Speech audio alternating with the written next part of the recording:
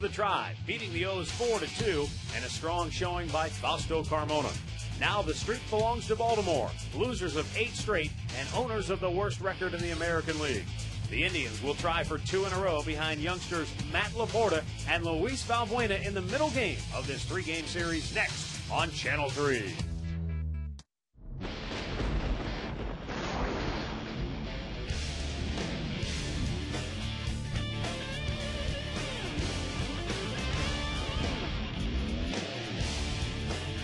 On a damp, rainy evening here in downtown Cleveland, the Indians look to continue their role against the Baltimore Orioles as they look for 2 straight in the middle game of this 3-game series. Hi again, everyone. Matt Underwood alongside Rick Manning. Indians last night got the win over Baltimore, snapping their 11-game losing streak.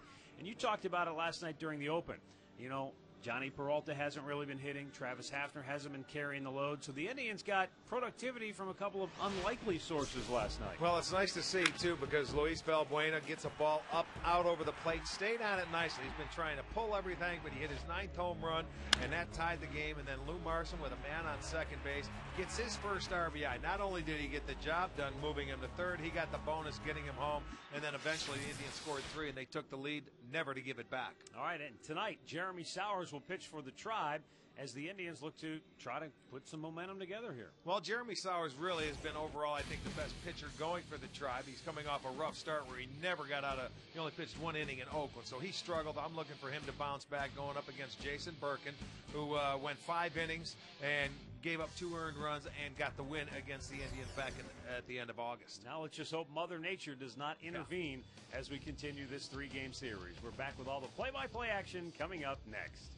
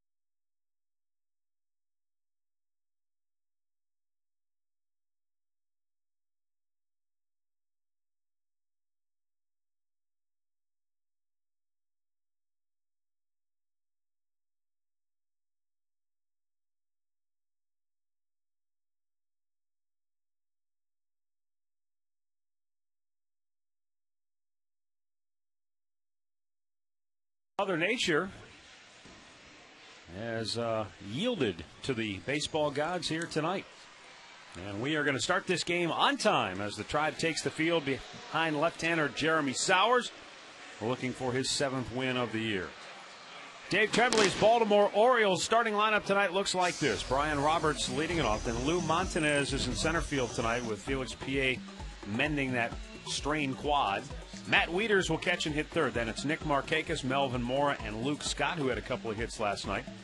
Ty Wigington, Michael Aubrey, and Robert Andino gets the start at shortstop, hitting ninth. Jeremy Sowers on the mound for the Indians, making his 21st start this year. His record is 6-10 and a .492 earned run average. He is coming off his shortest start of his career in his last start at Oakland. He went 1+ innings, gave up 9 hits, 6 runs. He did go out to start the second, didn't get anybody out. So he wants to bounce back from that. That's not fun when you're a starter. You get knocked out early and you got to wait 5 days until your next start. He is 1-2 in his career against the Orioles. Last time he pitched against them, he had a no decision. Remember,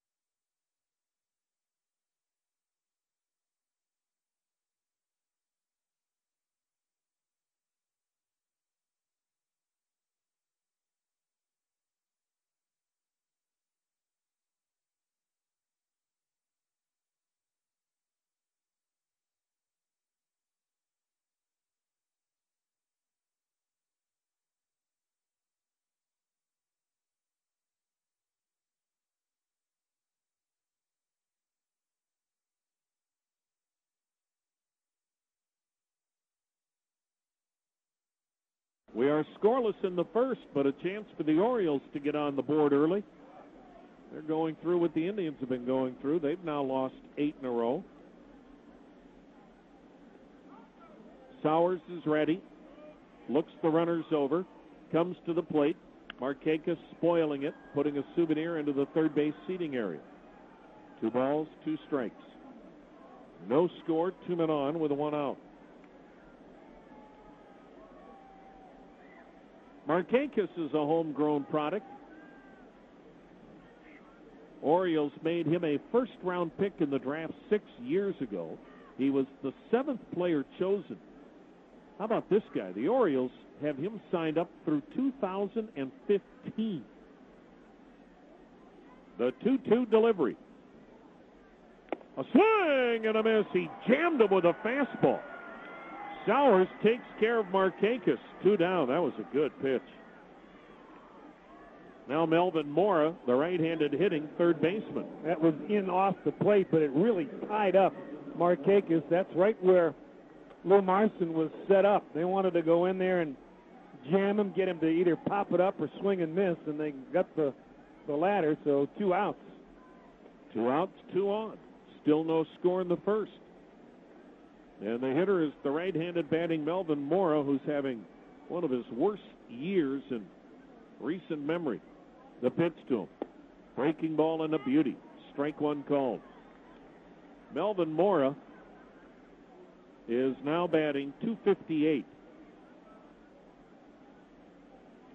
8 homers, 23 last year. 43 RBIs, 104 last year. Sowers checks the runners. The 0-1. Swung on and missed. Fastball away. 0-2 to count.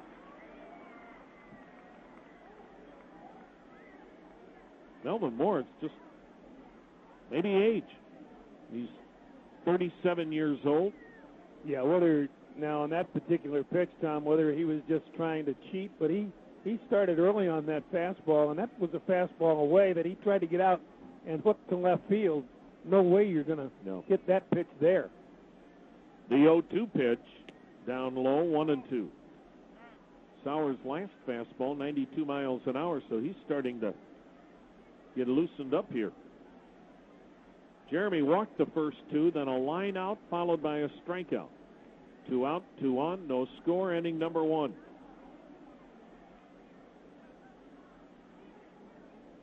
Indians do not feel that Moore can pull Sowers. They play him as if he were a left-handed pull hitter. And the outfielder's not very deep. The pitch.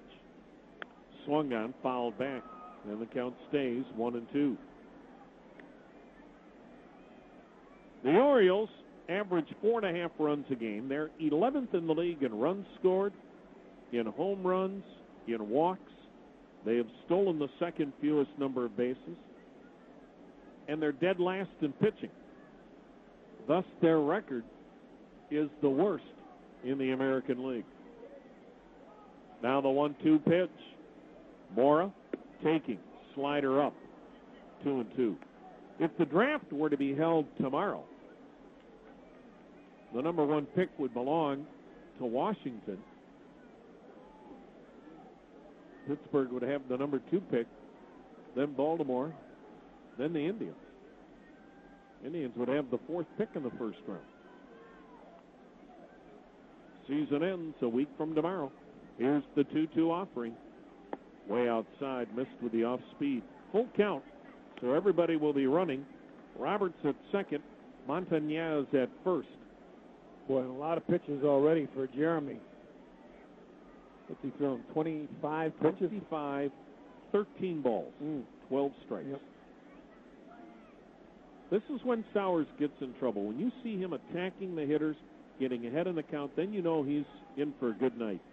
When he's pitching from behind a lot, nibbling, then usually it's an ominous sign. Payoff pitch, swung on, popped up. First base side, foul ground. Marte to the Baltimore dugout, makes the catch right in front of the dugout. Indians first baseman retires Mora. Sowers works out of it. Orioles don't score. The Indians are coming to bat. Hi, I'm Rick Manning, Cleveland Indians Fantasy Camp Manager. Join myself and numerous other former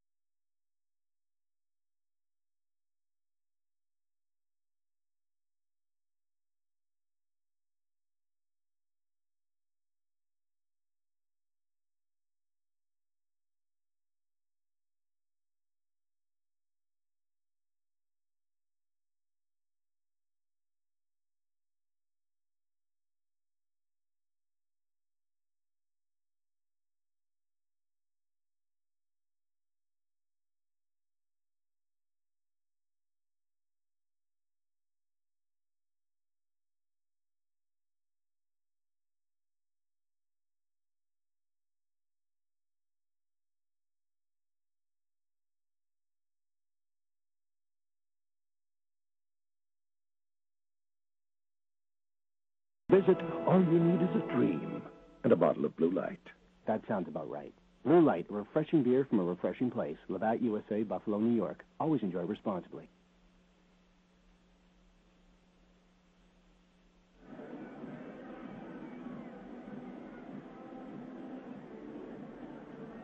Bottom half of inning number 1, the Orioles and Indians scoreless as Drupal Cabrera, the switch hitting shortstop, will bat left-handed against right-hander Jason Birkin.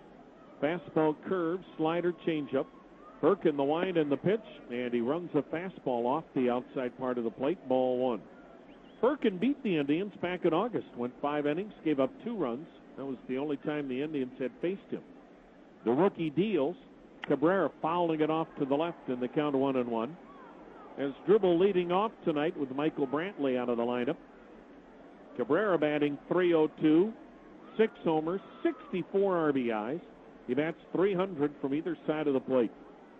Now the 1-1. Cabrera sends it out of play to the left. Foul again. It's 1-2. Luke Scott in left.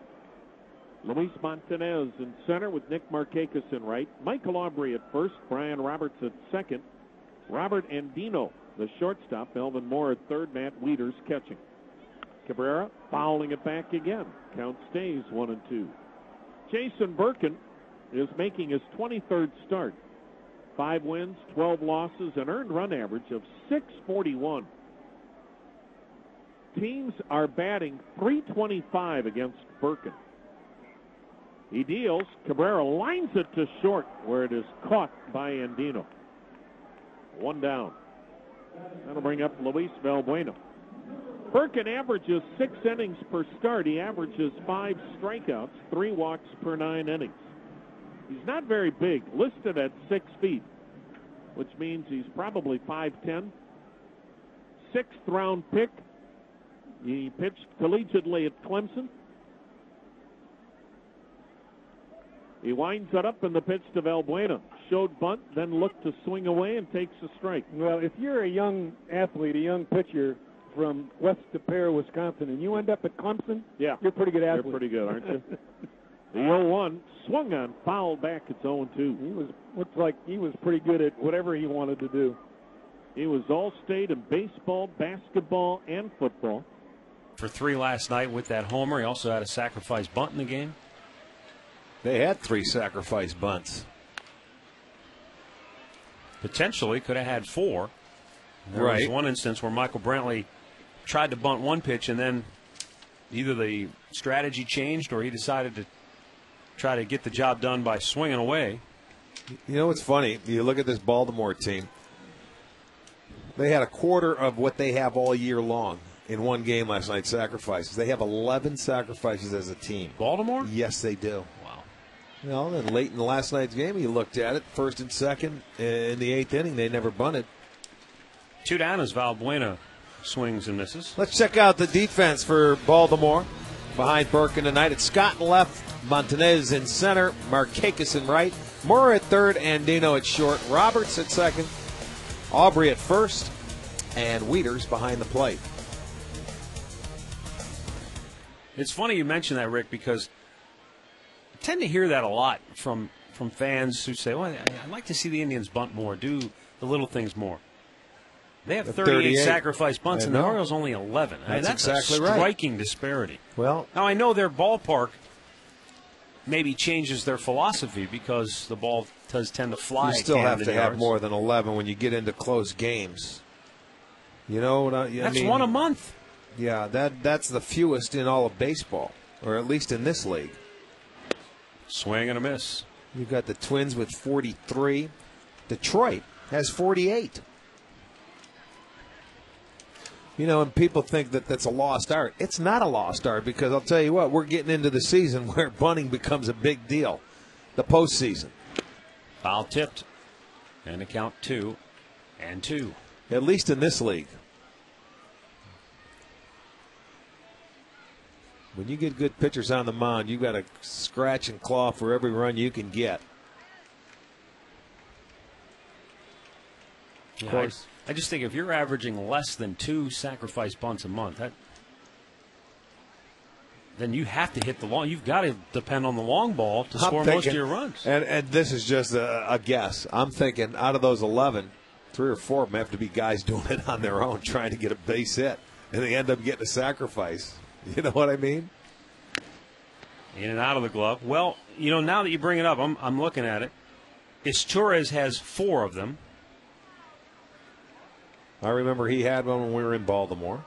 Felix Pie has 2, and you got a couple of guys with 1 each. There you have it. So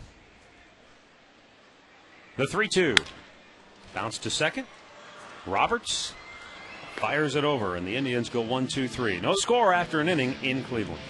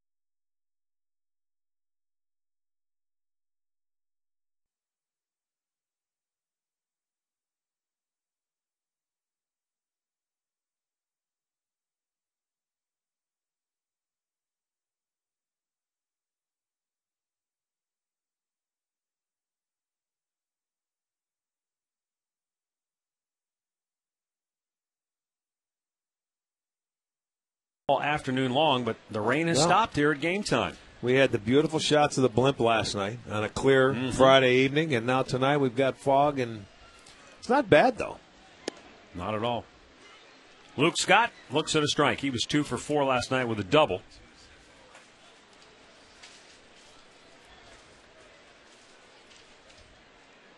Indians had that shift on with Luke Scott at the plate. And he hits right into it again. Valbuena throws him out, 1 down. Our Alltel text poll question of the night. We continue with our awards edition. Who do you think should win the American League Manager of the Year award? Joe Girardi of the Yankees, they're in. Terry Francona of the Red Sox, they're zeroing in on a postseason spot. Jim Leyland of the Tigers, they're holding on for dear life. Ron Washington's Rangers battled hard, but they've fallen by the wayside. Mike Scioscia's Angels, who are going to win the West.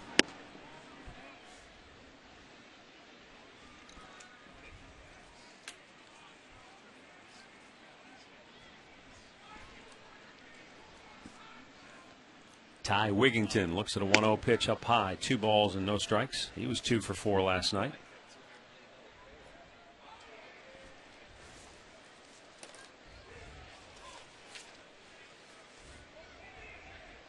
Wigington is hit now in 6 straight games. He's really been very consistent over the second half of the season. You look at his last 84 games, and he's batted over 300. Problem is, he was batting below 200 before that streak began for him. Nice pick by Peralta, and slings it over for out number 2.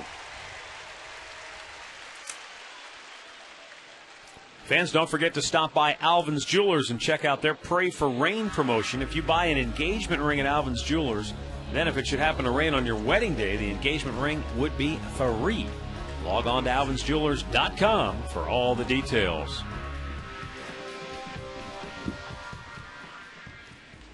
Might have been a winner today. Who knows? If you had an afternoon wedding today and you bought your engagement ring at Alvin's, this probably would have been a day you could have cashed in. Well, maybe. In some spots. Michael Aubrey, 2 for 4 with a double last night, drove in a run. Takes a strike.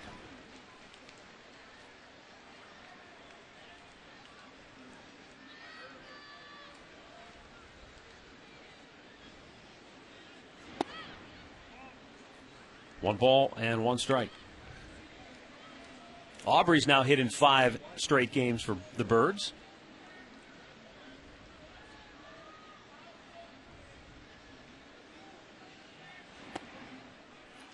Two balls and a strike.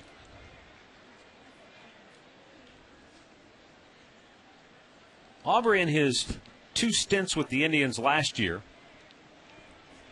had 9 hits in 45 at-bats. Big bouncer in the hole, and he's got his 3rd hit of the series. Well, like a lot of other former Indians, like to come back and haunt their mates, don't they? It does seem that way, doesn't it? Yeah, it does. A lot of times. He went down. He figured he was going to get a fastball. Wasn't a bad pitch. But with the count in his favor, he gets it and gets enough of it to get it into right field. So hit number 1 for the Orioles. I mean, you think about that, Rick. He had 9 hits and 45 at-bats with the Tribe, and he's 3 for 5 in this series already. Of course. Motivation. Marte saying, see, you never did that last year when you were here. Why are you doing it now? Robert Andino at shortstop tonight, batting 9th. That went right back off the mask of Lou Marson. That'll rattle your brains a little bit, won't it? Yeah, better get them at night than day games like tomorrow. He swung. It was a late swing. So that thing just, it was a deflection right into the mask.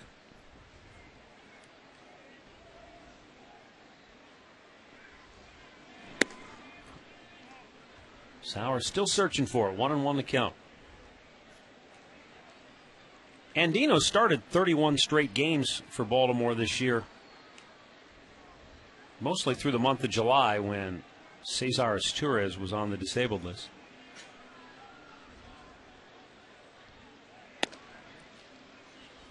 Two balls and a strike.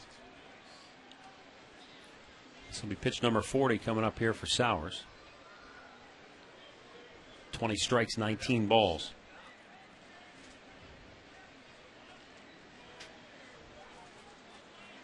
Aubrey a modest lead at first.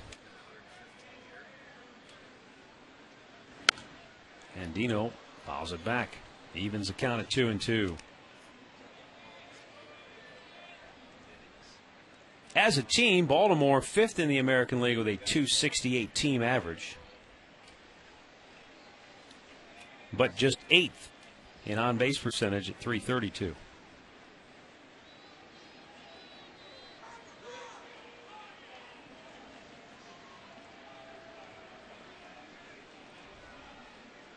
And the 2-2 pitch swung on and missed. Sowers gets a second strikeout, and we'll go to the bottom of the second inning, no score.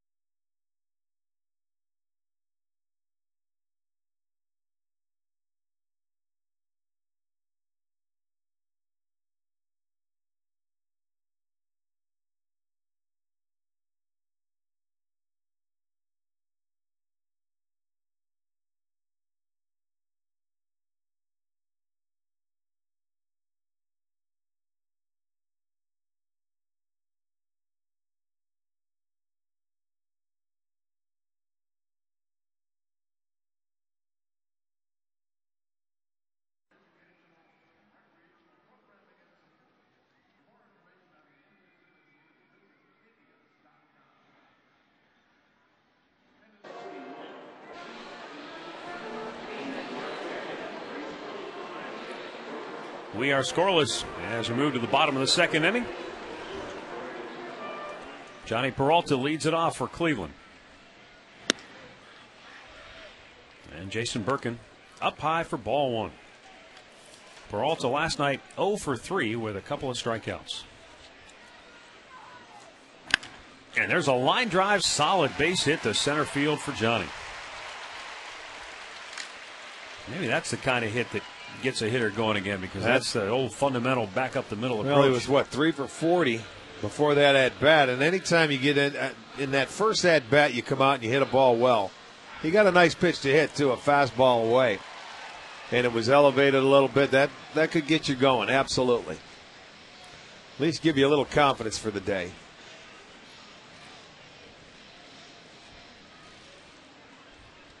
Travis Hafner now steps in.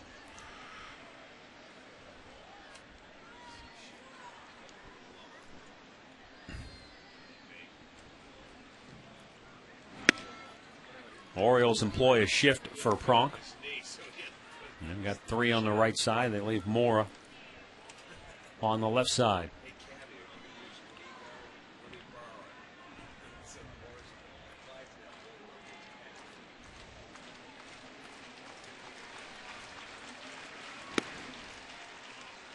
One ball, one strike.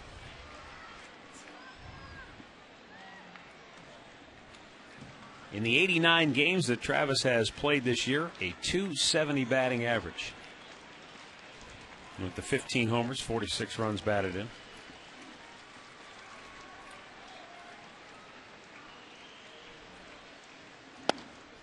Good pitch. Nailed the corner, 1-2. Birkin sharp here at the outset. He's thrown 15 of his 21 pitches, 4 strikes.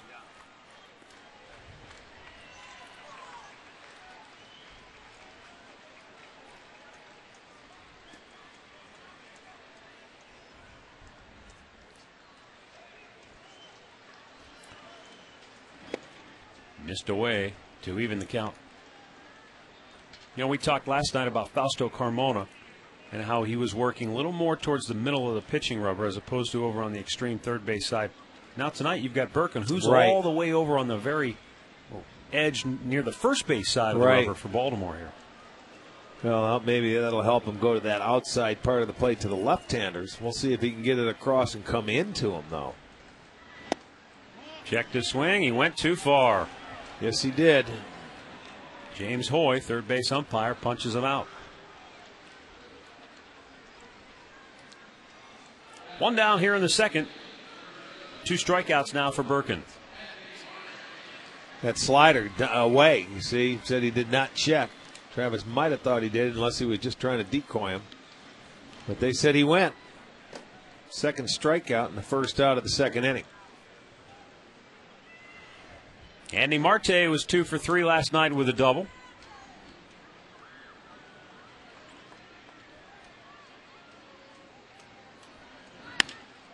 Popped in the air. Center field, Montanez. 2 down.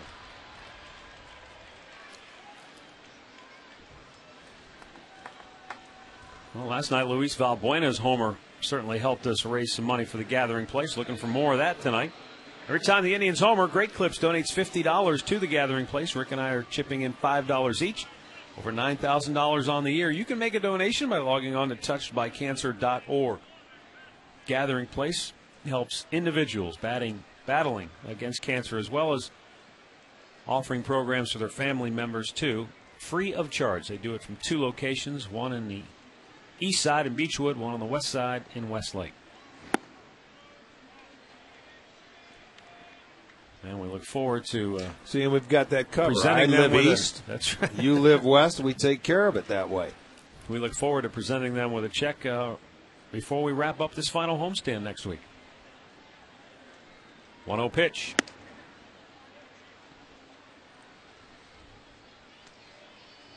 Lou Marson 1 for 3 with a double last night.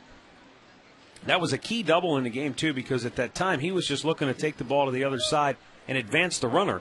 And as you said, he got the bonus by also getting a base hit and running it into the right field corner for an RBI double. That's pretty much his approach, Matt. He tries to go the middle other way. Birkin with the flip to first. And after 2 innings of play, no score in Cleveland.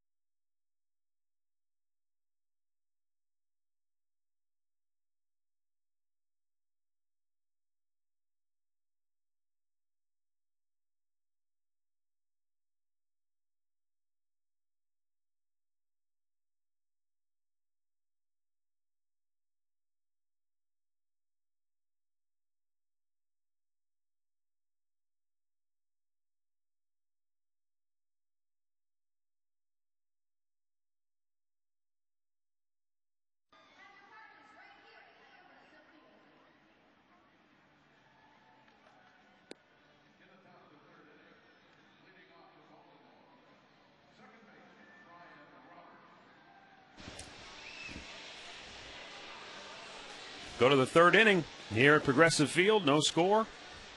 Top of the order for Baltimore. Brian Roberts, Lou Montanez, and Matt Wieters for the Birds.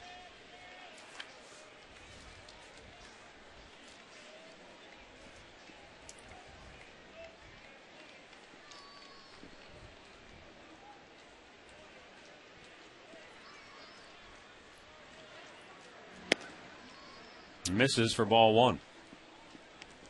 Jeremy Sowers had back-to-back starts earlier this month against the Minnesota Twins, in which he gave up a total of 2 runs in 13 innings of work.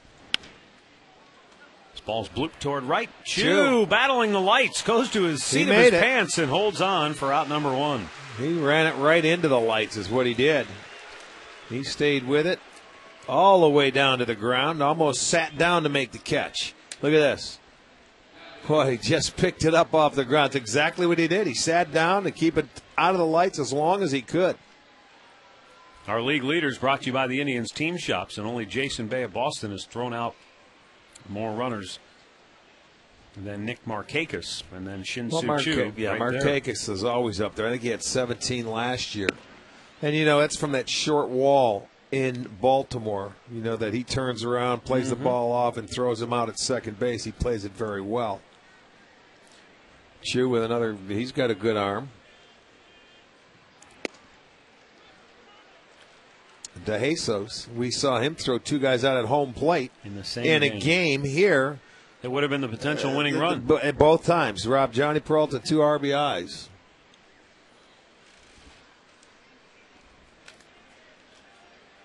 The 0-2 pitch. Well, let's send out some birthday wishes. Effie Roshan of Medina turning 100 today. Bob Wessel of Youngstown, 86 years old. Happy birthday, Bob. Patty Gibson Martin of Painesville, turning 46. And Ezram Goldsmith of Bedford, 6 years old. Happy birthday to each and every one. Got them all over the spectrum tonight. Yes.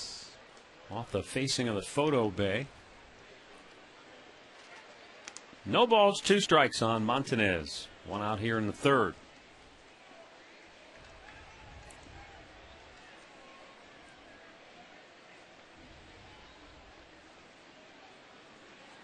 Last year, Lou Montanez became the 5th player in the history of the Eastern League to win the Triple Crown. Batted .335 at 26 homers, 97 runs batted in. You know, I don't care where you win the Triple Crown at in what league. That's something special. He doesn't look like a big power hitter, does he? Weak ground ball hit to second. Valbuena throws him out. 2 down.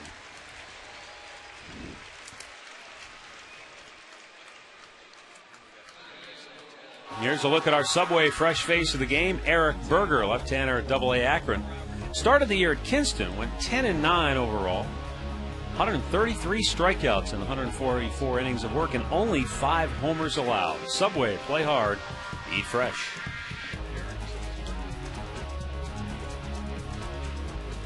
Matt Wieters lined out the left his first time up, jumped on the first pitch and hit it hard, but hit it right at Chris Jimenez. That might have been a turning point for Jeremy Sowers. He walked the first 2 in the first inning, but that was a big out because this guy, as we have seen, has good power. Well, it was early in the count, too, and the first pitch. Now, last night, Fausto Carmona had him all tied up, struck him out 3 times. 1-1 pitch. Hasn't had a feel for his breaking ball tonight either. Can't throw that for a strike, at least to this point. But he's going to have to continue to try and get it or get a feel for it. You know, sometimes before his last start, Jeremy was throwing some pitches in the 70s, and he had some pretty good separation for a while.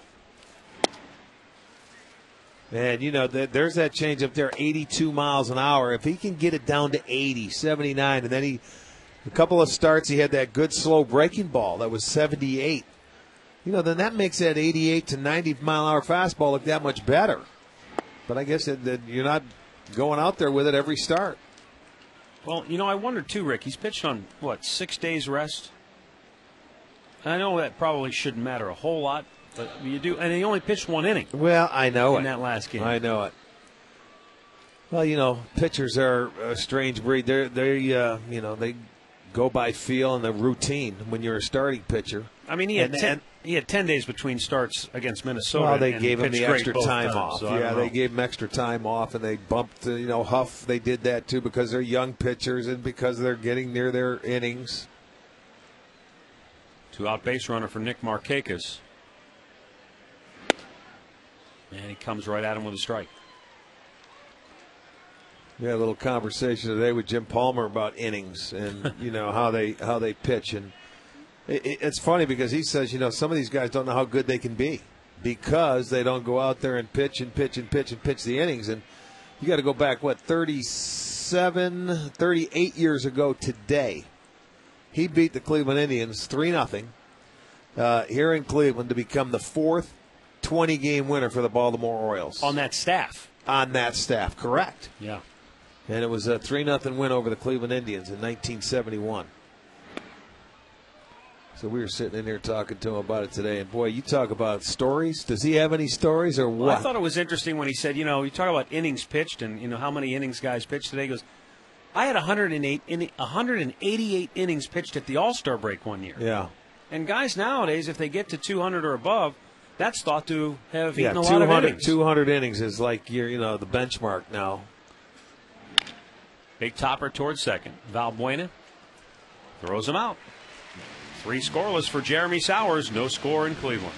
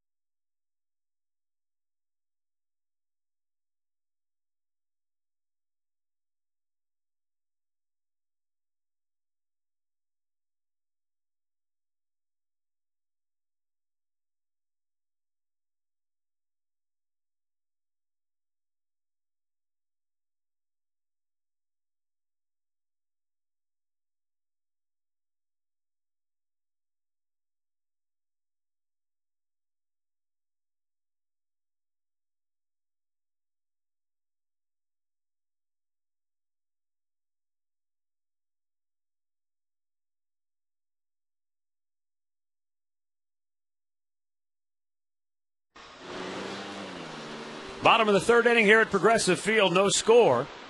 Hits even at 1 apiece. And Trevor Crowe will lead it off for the Tribe. And then Chris Jimenez and Asdrubal Cabrera here in the bottom of inning number 3. Jason Birkin delivers a first pitch strike, and he continues to do that.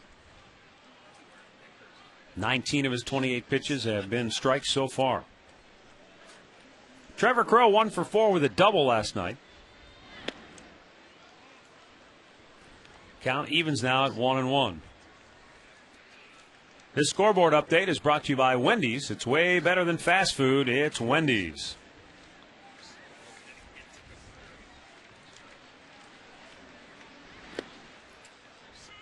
Called a strike.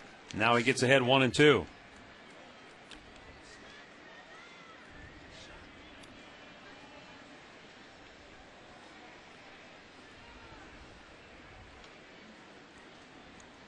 The 1-2 delivery.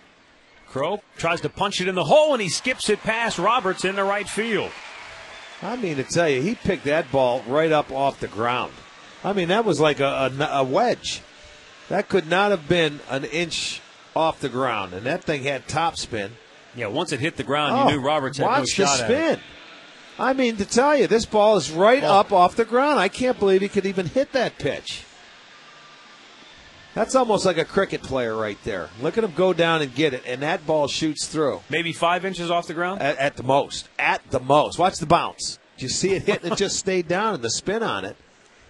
So that's the second hit for the Indians. That's unbelievable. That's like a hit and run swing, and it found a hole.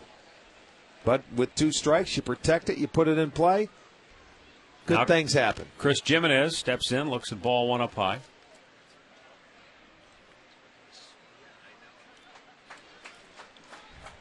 Jimenez just 1 hit in his last 28 at bats.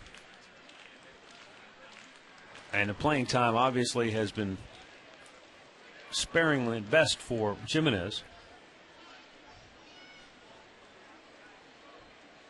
This is his 14th start.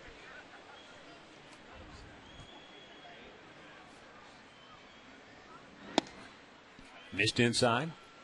2 balls, no strikes.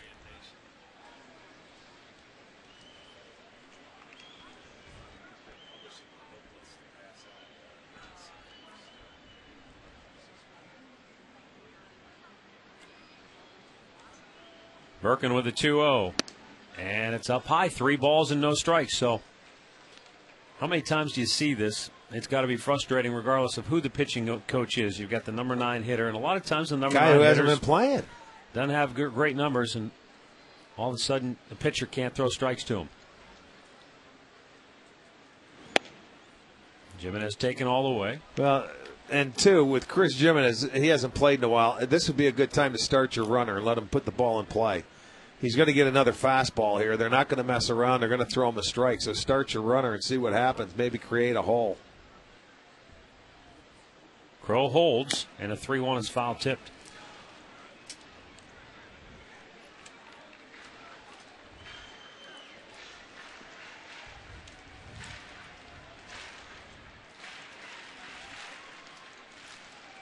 So now a 3-ball, 2-strike count.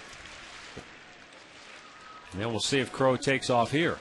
Well, 3-2, why not? It's early in the game. Even though Jimenez, may swing through it, you can steal a base. Takes off, back to the mound. No play at second. Birkin gets the out at first. Crow in a scoring position with 1 out now. Let's send you back to the STO studios for a Ford Sports update. Dave Chudowski has the latest on the Twins. All right, Matt and Rick, we have the Twins in Kansas City, and the Twins coming in 2 back of Detroit, but this isn't good. We have 2 home runs back-to-back. Alberto Callaspo, Brian Pena, not good for the Twins, I should say. Right now it's 2-0 Royals. Back to you. All right, 10 Spot, thanks. And I think that's off Scott Baker. Is it? I think that's who's pitching tonight for Minnesota. Let me check to be sure. It is Scott Baker, yeah. Huh. And the White Sox down early in their game as well. Or I should say the Tigers are down to the White Sox. Back to the mound again, and Crow's caught in between second and third. And they'll tag him out at third base. 2 down. Got caught a little too far out there. Yeah, well, what happens? You're getting your secondary lead, and if the ball gets past the pitcher, you're okay. But when he snags it, watch. There's a secondary, which is good, but now that he fields the ball, you're dead. But what he should have done is tried to get back going the other way. He ran right in to let him only make 1 throw. He had time to get back. You try and get in a rundown between second and third to get that hitter into scoring position so you end up trading positions because you made the mistake. Oh, that was close. Cabrera just did dive back in ahead of the throw from Jason Birkin.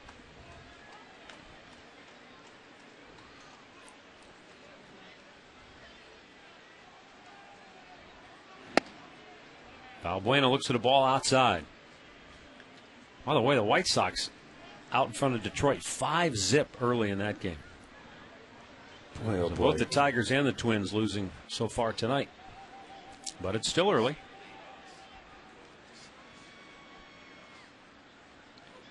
One-0 pitch. Carlos Quentin, I'm told, hit a 3-run homer as part of that 5-run outburst by the White Sox.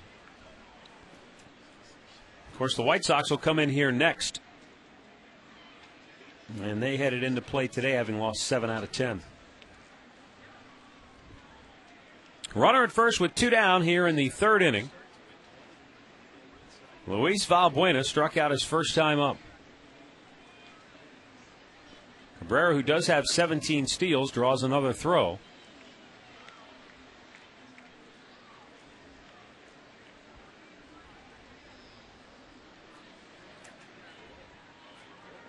And again, Birkin paying very close attention to Cabrera. Well, 2-0 count. He's not going to run in this situation. As the pitcher, you got to throw a strike. He's paying way too much attention over there at first base. You know, your job is to try and get the hitter. Sometimes, you know, pitchers, I can see if it's a running count and you think the guy's going to steal.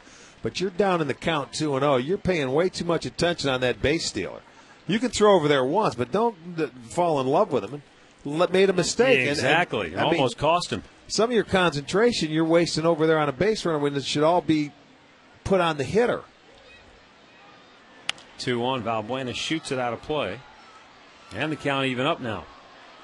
Now with 2 strikes, Cabrera may. Well, he may. And why not just wait? Because now you got one more pitch. If you go to 3-2, you're going to run anyway. Yep. So don't take a chance, and maybe he can hit a gap because Valbuena can hit doubles.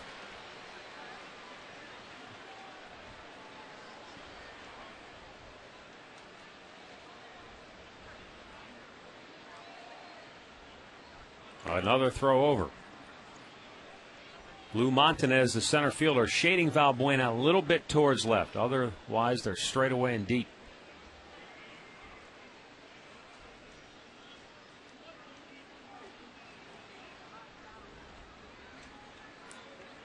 There goes the runner, and the ball is hit in the air to left field. Luke Scott will make the catch, and the inning is over. 3 complete from Progressive Field. No score.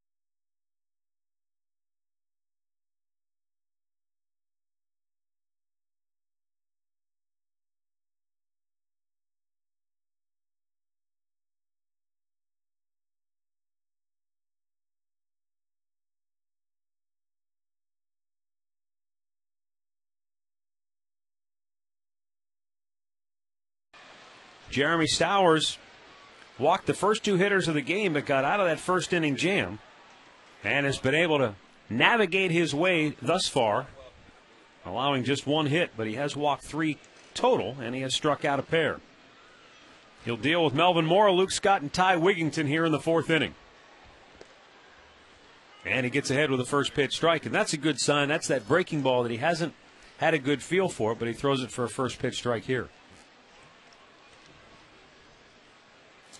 That's something that David Huff, they were starting to do a little better. Throw that first pitch, curveball, strike 1. Then you go to work. And he jams him with the pitch here, popped it up, and Cabrera takes it for out number 1.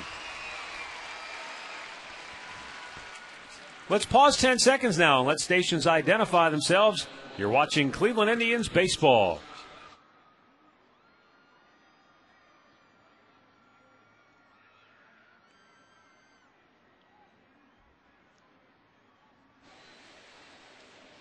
Glad to have you with us on this Saturday evening. Matt Underwood, Rick Manning here at Progressive Field. No score.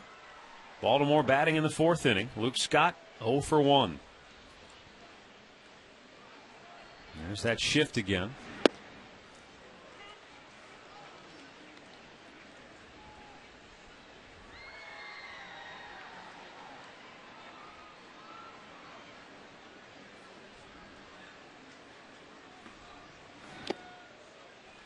Foul tipped into the glove of Lou Marson, and the count is 0-2.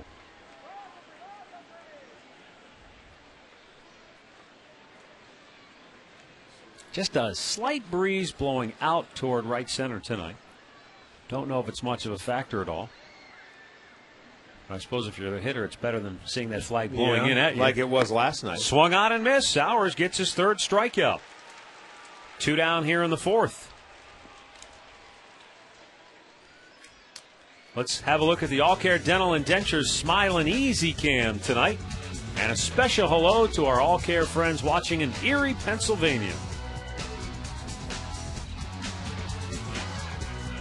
All Care Dental and Dentures make seeing the dentist easy. 2 down now for Ty Wigington. He looks at strike 1. Wigington grounded out to 3rd his first time up.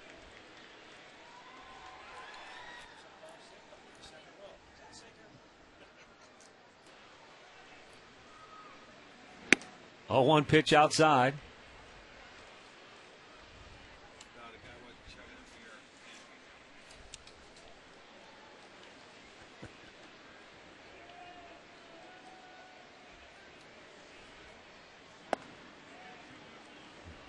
Boy, pretty good pitch. Called a ball, 2-1. Boy, Rick, it looks like the Yankees are just putting a hammer down on Boston. Beat them 9-5 last night, shut them out 3-0 today. Any hopes the Red Sox had of maybe coming back and stealing the division away from the Yankees are just about done. No, they are done. It was funny that those two teams, because Boston won the first 8 games of the year against those two, and now New York has won 8 out of the last 9. 3-1 to Wigington. Solid ground ball into center. So this is a 3rd straight inning that Jeremy Sowers has retired the first 2, but that 3rd guy can't seem to put him away. Aubrey singled with 2 outs in the 2nd. Wieters walked with 2 outs in the 3rd. And now Wigington, a 2-out single here in the 4th. Well, Tuesday night, the White Sox will be in town closing out the last 3 games, and it's your chance to win an autograph item and other great prizes on Fan Appreciation Day. The Indians want to say thank you to all the fans for their support throughout this year. You can visit Indians Team Shop or Indians.com for tickets. That's Tuesday night.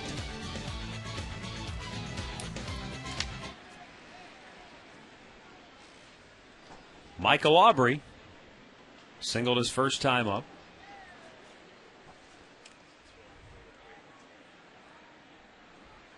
Aubrey now 3 for 5 in the series.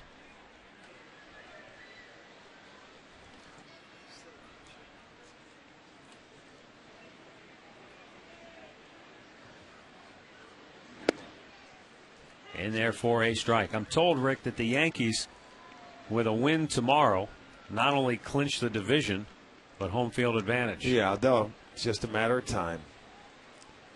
What was that? Win number 99 for them today? Yep. Yes, it was.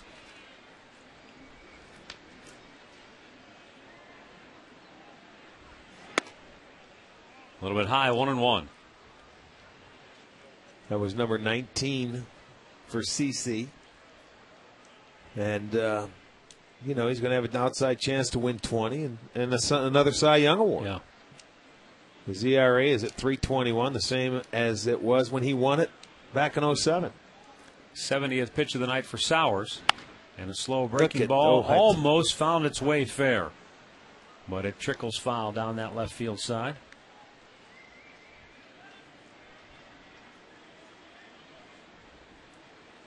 Michael Aubrey saying, I'm going good, but I'm not going that good. You talk about that was in slow motion.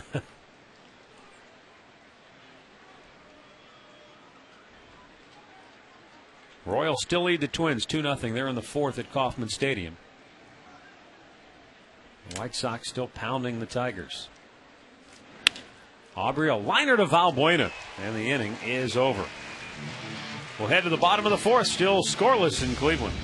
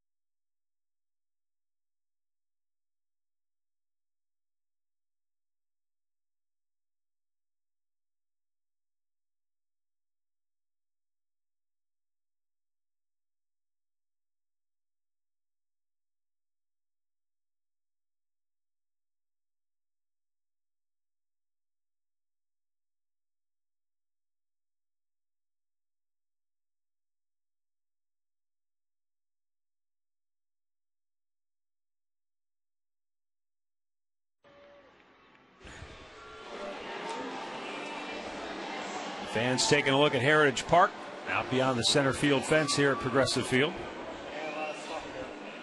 Shin-Soo Choo leads off the home half of the fourth, bunts at third base side, but it's well foul. Choo, then Johnny Peralta and Travis Hafner here in the fourth.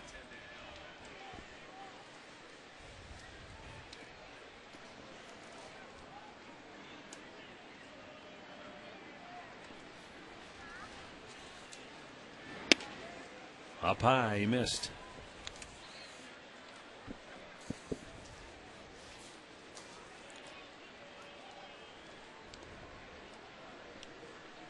Now the 1-1. High drive, deep right field. Markakis looking up. Gone to Souvenir City. Deep into the lower deck in right field. And the Indians take a 1-0 lead on Shin-Soo Choo's 18th home run of the year.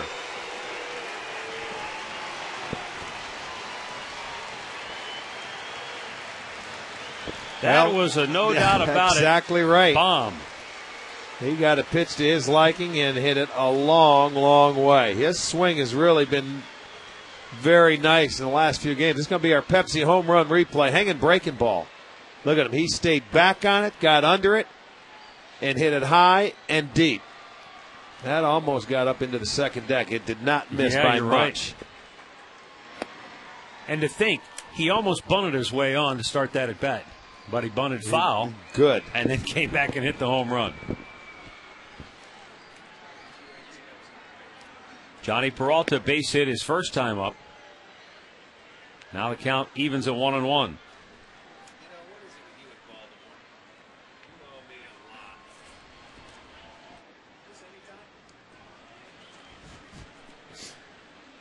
Now the 1-1 pitch. Johnny fouls it over toward the Indians' dugout. Hey, next Sunday at 1, right here on Channel 3, it's the final game of the season. Join us in Boston as the Indians close out 2009 against the Red Sox. It all starts at 1 p.m. next Sunday, only on Channel 3, your official Cleveland Indians station. 2 balls, 2 strikes, the count on Peralta.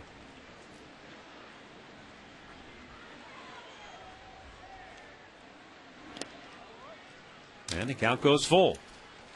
That was the 202nd home run given up by Orioles pitching this year. Yeah, we talked about it last night. They've given up a ton. Yep. The next most in the league is given up by obviously New York, 177. High pop. Center fielder Montanez makes the catch. And that is out number 1. Visit the official online shop of the Cleveland Indians at Indians.com. You can browse the largest online selection of authentic merchandise, including caps, t-shirts, jerseys, and more. Get your team gear straight from the source. Shop at Indians.com. You know, I think New York must have moved past. I think the Angels were second most going into last night. They've given up 175, but the Yankees at 177. Well, you know, you're playing in that ballpark that yields the most home runs in New York. It wouldn't surprise me. But the Angels are right there. Tampa 173. The Indians have 171. Minnesota 174. But the only one. Detroit's allowed 174 as well. Yeah. But Baltimore. 202. Yeah. And the starting pitching for Baltimore has given up a ton of them, where the Indian starters have given up the second fewest. Kansas City starters have given up the fewest home runs in the league. The Indian starters, the second fewest.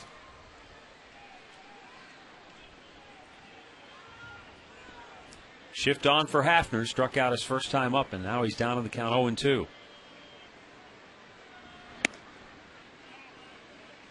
He was called out on a check swing in the second inning that he begged to disagree with third base umpire James Hoy. Chu's solo homer here in the fourth, his 18th on the year. That ties him for the team lead with Grady Sizemore, by the way.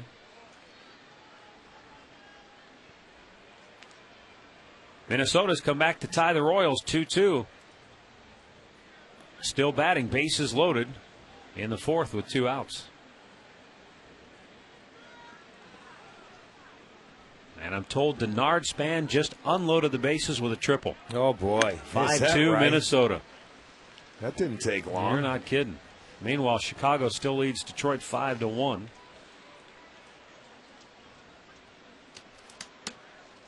Did I say that right? Chicago leads Detroit 5-1. He jumped on him early. 3-2 pitch. Big tapper over the mound, and that's going to be an infield hit for Hafner. Birkin went off the backside of the mound and then tumbled to the turf. Well, it's hard for a pitcher when his momentum's carrying him to the plate to get it shifted and go back. He's got to climb up the hill. Watch. And now I got to go back. Let me get off this mound, and I've got to try and reach for this baseball, and he just comes down. That didn't look too athletic there, though, did it? He fell down. It'll be an infield single for Pronk. Let me get up and dust myself off. Who put this bump in the middle of the field? Well, it's tough enough to field it when you're coming in on it. It's a little easier. When you got to go back on it, not an easy play. Andy Marte flied to center his first time up. Hits this one well. Deep left field. Luke Scott. He's out of room. It's out of here. Andy Marte with a 2-run homer to the bleachers and left. And it's a 3-0 Indians lead. Marte's 6th home run of the year. RBIs number 20 and 21. Well, a long ball coming back into play here, and it's a good thing. Marte hit a couple of them in Baltimore. His 6th of the year, another Pepsi home run replay for the Tribe. And was that another breaking ball? I think it was. Chu got the curve ball, and so did Marte. Both those curve balls in the inning, they're not coming back. He may not want to throw that one again unless he gets it way down in the strike zone.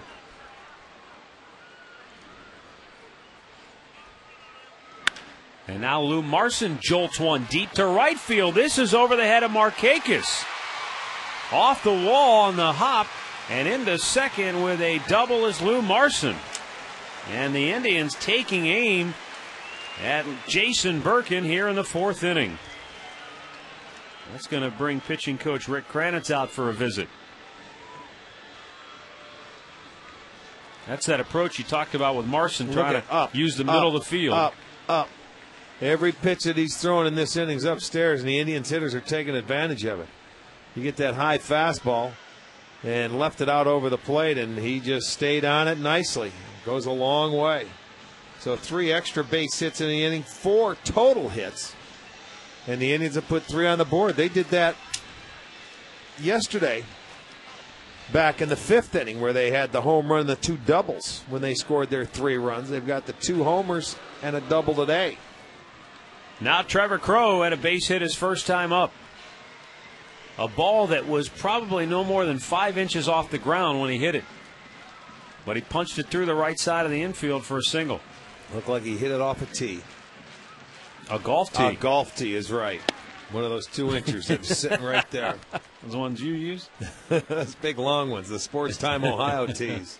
The blue ones. Southpaw Chris Waters warming in the Oriole pen.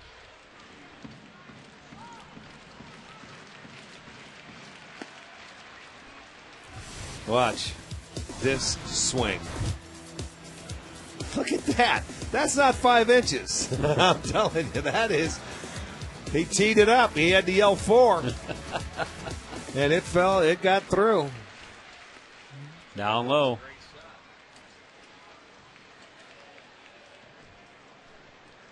Two balls and a strike. Jason Birkin was working on a 2-hit shutout through the first 3 innings with a couple of strikeouts. But 4 hits in the inning, a couple of homers, and the Indians lead 3-0.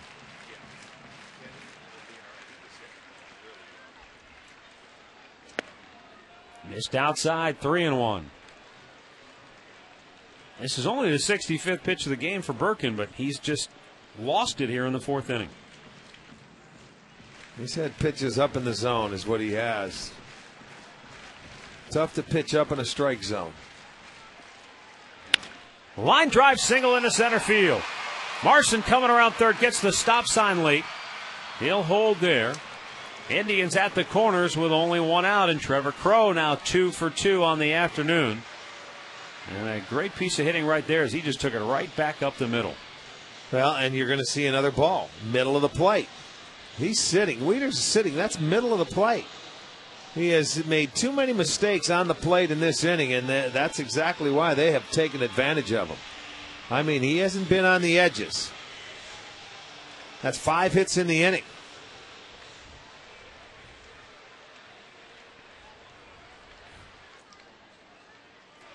There's Chris Jimenez. Tapped one back to the mound his first time up.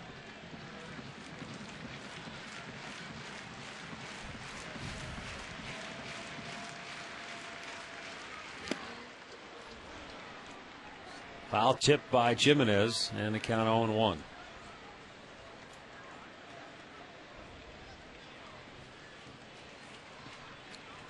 The Orioles had lost 8 in a row.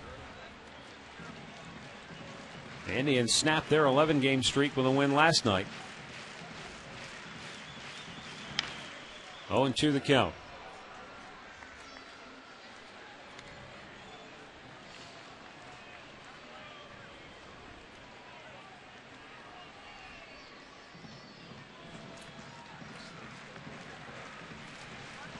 Marson, the runner at third. Crowe, great speed, is at first.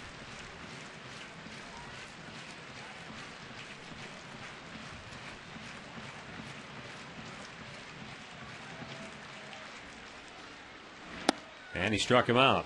Gets a second out of the inning. 3rd strikeout in the game for Birkin. And with 2 down, Asdrubal Cabrera will be the batter.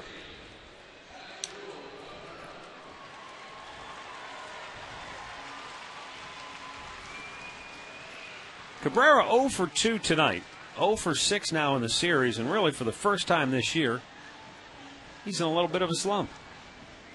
Just 6 hits in his last 38 at-bats. He just has not had many, if any, prolonged periods where he hasn't collected a couple of hits here. He went probably about 4 months, maybe a little over that, where he didn't go 2 games, back-to-back games without a hit. It was in May, and he went into deep August. And, I mean, that's how consistent he was. Right now, he's been swinging at some pitches out of the zone, maybe expanding his zone a little bit, and all hitters have a tendency to do that during the course of the year when they're maybe don't feel well, maybe he's a little tired. You know, you try and you swing at pitches out of the zone. Cabrera's had 4 4-hit games this year. He had 1 in April, 2 in May, 1 in August. 1-0 pitch. Down low. 2 balls, no strikes. On is Drupal Cabrera.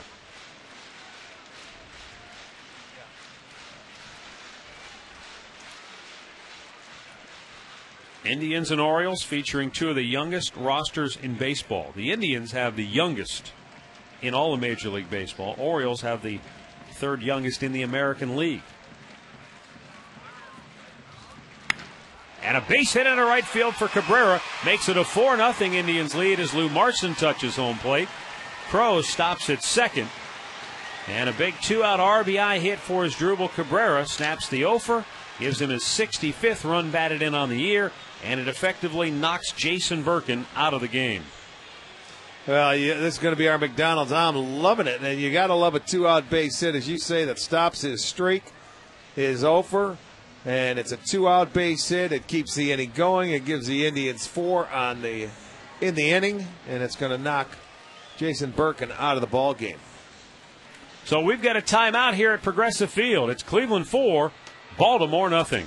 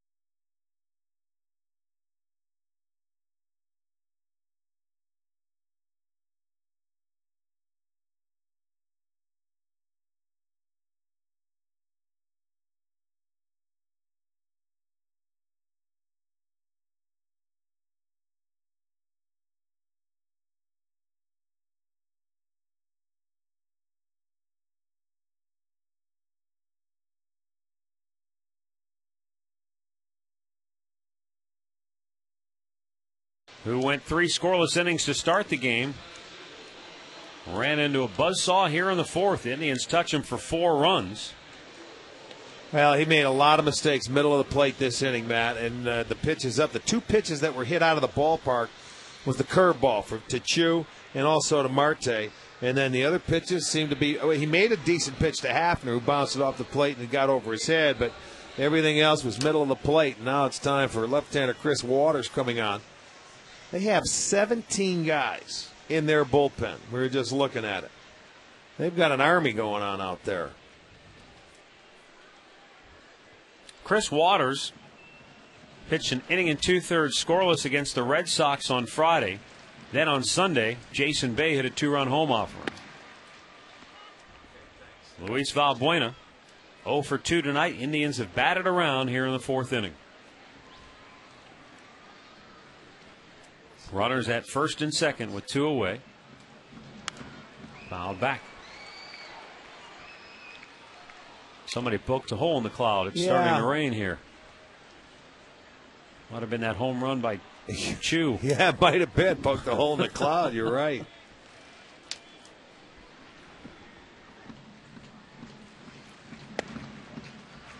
Outside, 1 ball, 2 strikes.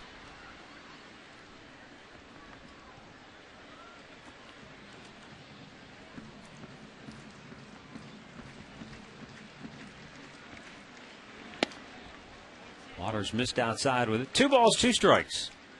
Indians lead it 4-0 here. Home half of the 4th inning. Well, these fans have their rain gear. Well, they knew coming to this game it had a chance. So, I mean, you come prepared. 2-2 delivery. Big topper towards first. Aubrey with a nice pick and the flip, and the inning is over. But the Indians playing long ball. Shin-Soo Choo, Andy Marte, both going deep. Tribe on top 4-0.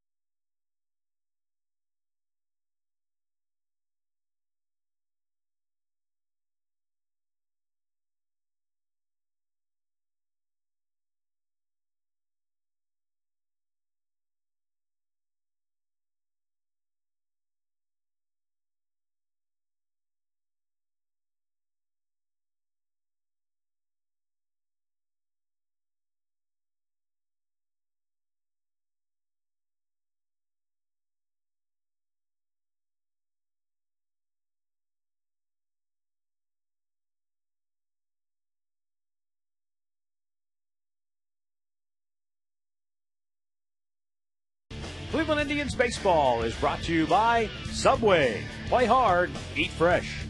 And by Alltel Wireless. Choose who you call for free with My Circle. Any number, any network.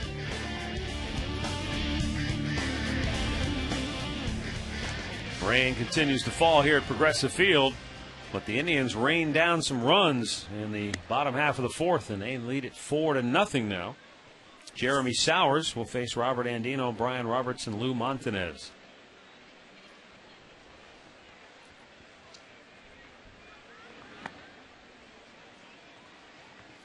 What is it with rain and Baltimore and Jeremy Sowers? That rain that we had when we were in Baltimore, when they had the dugouts flooded, it's something like we've never seen before. Remember, an hour and 37. It rained so hard, so fast, that the drains backed up. And, I mean, it took a while to let the water out. It was hilarious. Probably added about another 30 to 40 minutes to that delay that night. Well, Mike Segui ended up letting the water out of the Indians' dugout. When you want something done, do it yourself. You got to do it yourself. Look, it was 3 feet high, and they couldn't get out. There's Dats. He's jumping over the river there. Some guys had fly poles in there looking for fish. There you see him unplugging the drain. Might have been some Swedish fish now there's in there. That little drawer that goes down the steps as it heads into the clubhouse. Now they had, that was all flooded. They had to come out. The Indians had to come out from where the umpires went in, right directly behind home plate. Yeah. It was bizarre. But we ended up playing the game and finishing it.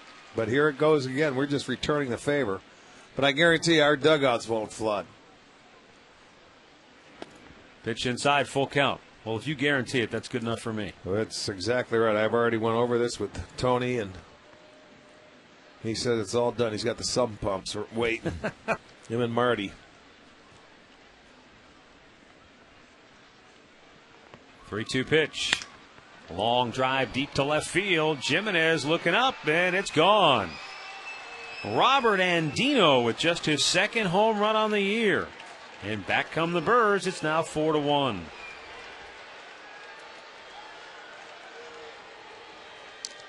Third hit allowed by Sowers. And for Jeremy, that's the 10th home run allowed on the year.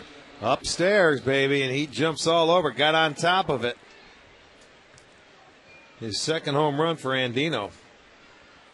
That one got out in a hurry. So now Baltimore on the board, 4-1. And Brian Roberts, the batter. 0 for 1, walked back in the first inning, flied to right in the third.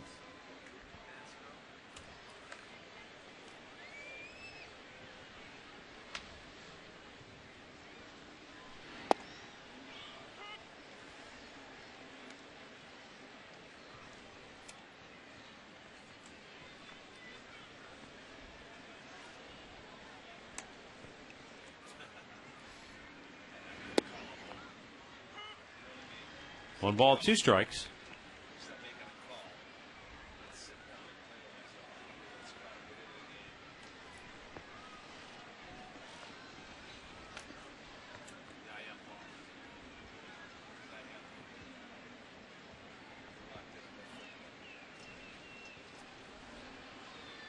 Jeremy trying to kick the mud loose from the spikes.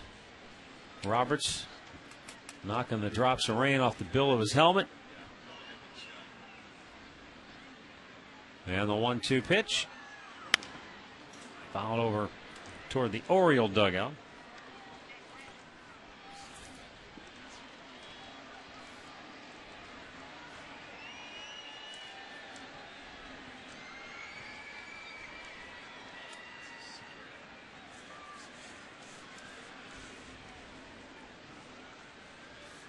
The 1-2 pitch. Line to center. A base hit for Roberts. So the Orioles come out swinging here in the 5th.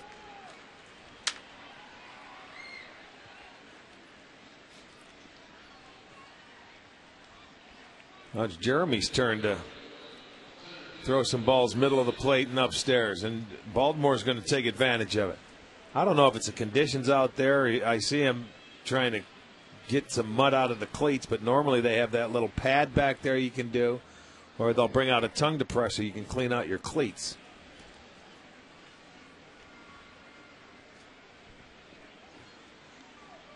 Lou Montanez rounded to second his last time up.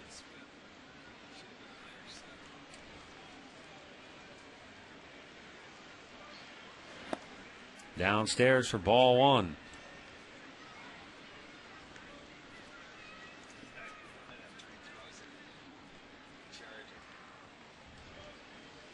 Pitch number 85 on the night coming up for Jeremy Sowers.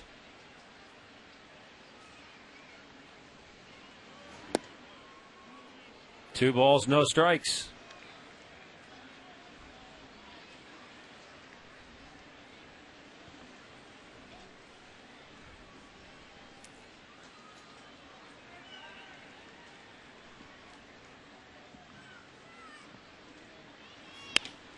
In the air, left field. Jimenez coming in and makes the catch. 1 down.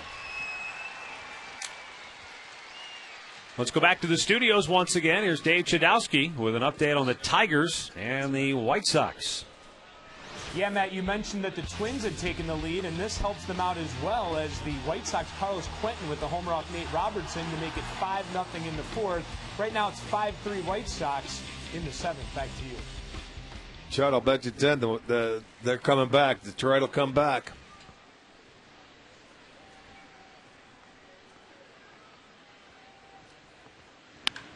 Line to third, fair ball down into the left field corner. Roberts can fly. He's around second. Into third, they're going to wave him home. Cabrera dropped the relay, and Roberts will score. He would have had him, too, if he can catch it. But it was a short hop.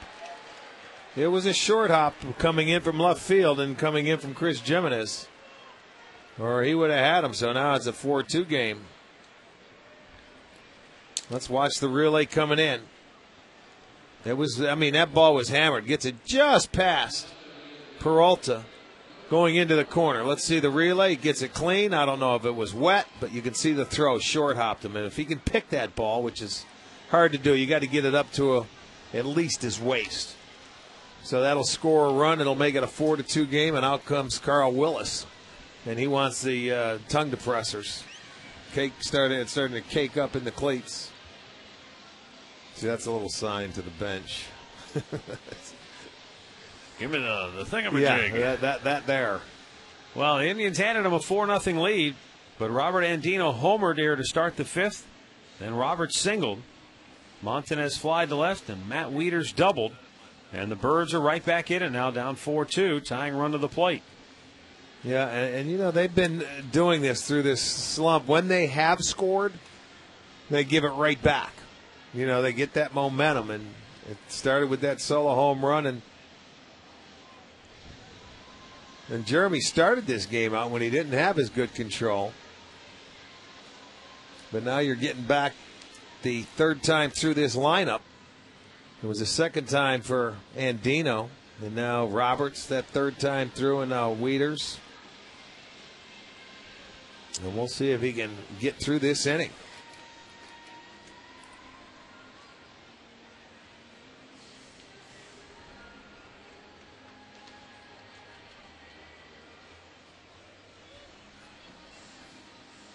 Light rain still falling. And we're ready to get back to it. Nick Markakis 0 for 2. He has struck out and grounded out. As you see the rain falling in front of the lights.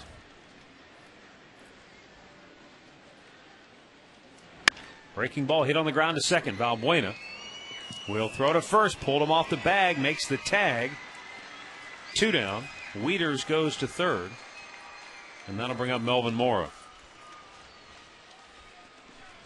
Another check of the Alltel text poll. Question of the game. American League Manager of the Year. Joe Girardi of the Yanks. Frank Cohn of the Red Sox. Leland of the Tigers. Ron Washington of Texas. Mike Scioscia of the Angels. Text your answer to 31962, and we'll have the results later in the game.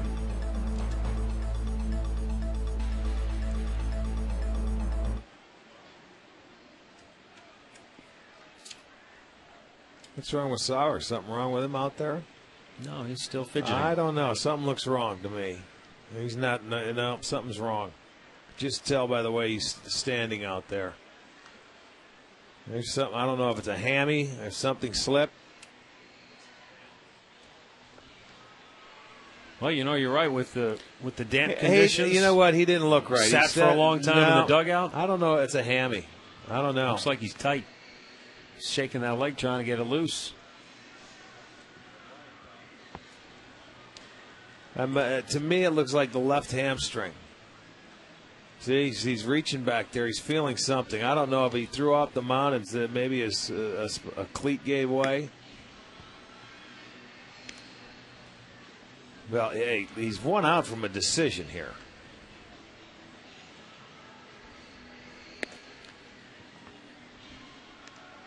Read his lips here.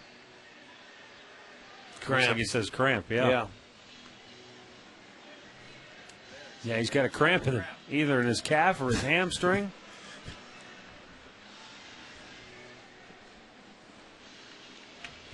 Oh, boy. So he needs a little more fluid. Hydrate. He needs a masseuse table. Yes, indeed. Well, he needs one more out, and he can go get his that masseuse. 88 pitches so far for Jeremy Sowers. Runner at third, 2 down. Melvin Mora 0 for 2.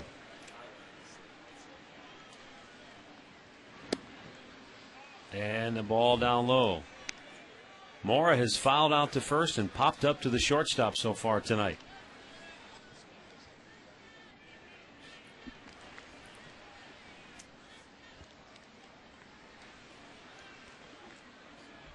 Now the 1-0 pitch. Takes 2-0.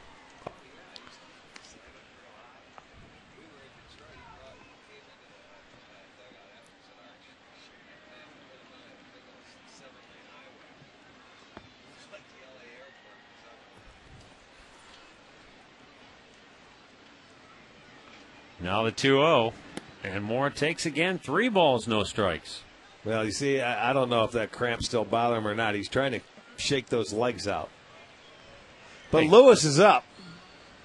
I mean, if for some reason he has to come in, he'll get all the time he wants if Sowers leaves with that cramp. Yeah, he missed on 4 straight. So now the tying runs at first with 2 down, and Luke Scott will be the batter. Well, maybe they'll give him one more shot here against the left-hander.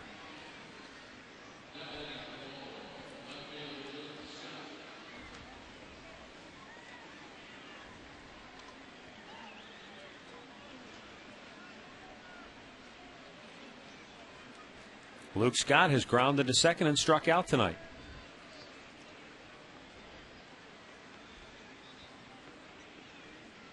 Indians go again with the shift, even with the runners on base. And Peralta has to stay over a little closer to third because of that guy on third base.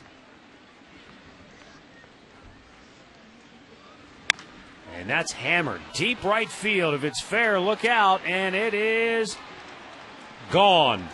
Luke Scott with a 3-run homer. And the Orioles take the lead.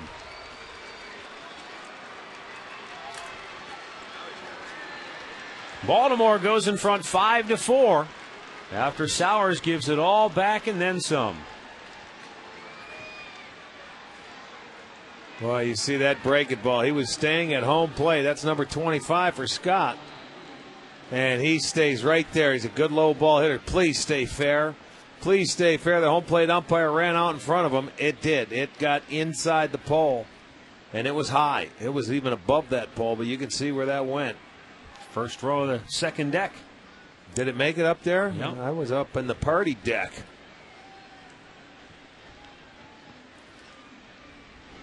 So now the Indians go from a 4-run lead to a 1-run deficit here. That's one way to beat the old shift.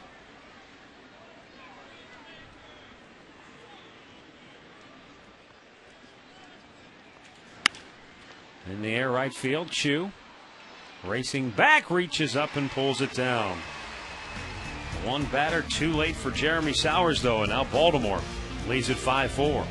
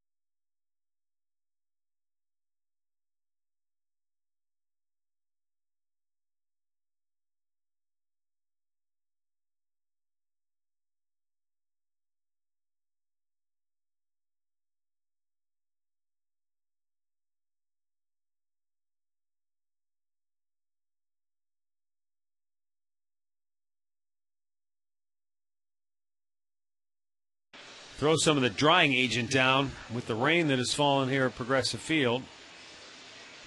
So we've got a little bit of a delay as they work over the grounds at home plate and on the mound. Jeremy Sowers, meanwhile, was staked to a 4-0 lead, but in that top half of inning number 5, a leadoff homer by Robert Andino, and then he just couldn't stop the bleeding. Those are some spikes they're putting in there. They don't want that thing to move, do they?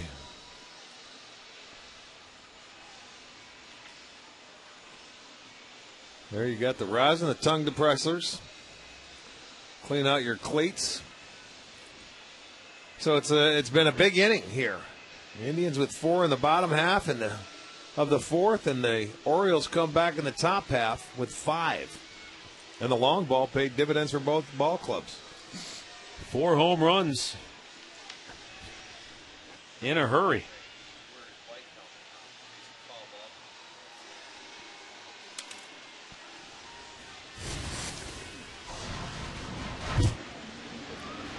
There it was. Luke Scott down the line on the breaking ball.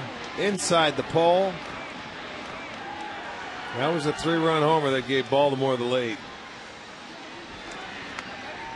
Now we'll see if the Indians' offense can bounce back. 25 homers. He's a strong guy, man. He likes that pitch down in the zone. He got a little breaking ball down there. He's either singing to himself or he's talking to himself. I think he's singing along. I have no idea what the tune is. It's hard to hear from our vantage point. He might be listening to a little of Bill Schnack's music. Black Betty.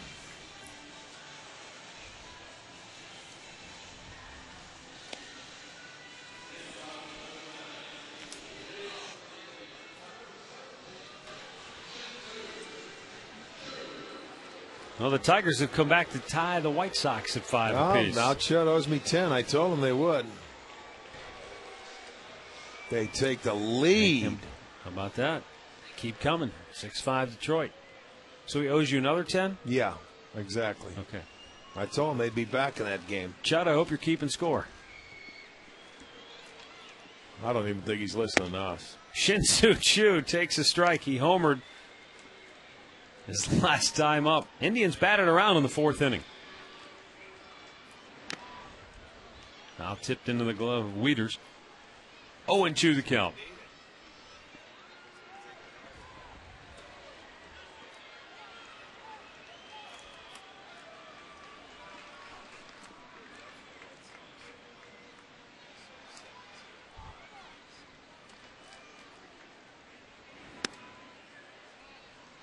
One ball, 2 strikes.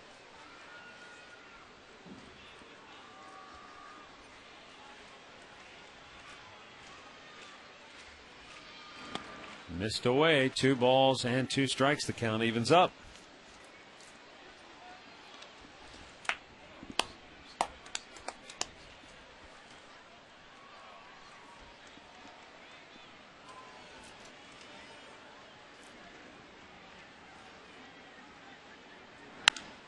High pop. Shallow right field. Second baseman Roberts going back. He'll make the grab. Well, you can make it the best spring training baseball vacation ever. You can book a trip to Goodyear, Arizona for 2010 spring training right now. Visit Indians.com spring travel or call 1-800-892-7687. That's for Goodyear, Arizona. Come see the new complex. It's gorgeous.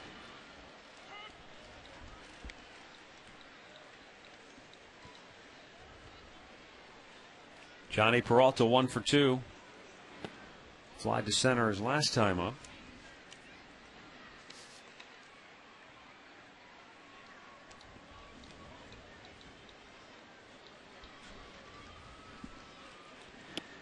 Changed up on him nicely there.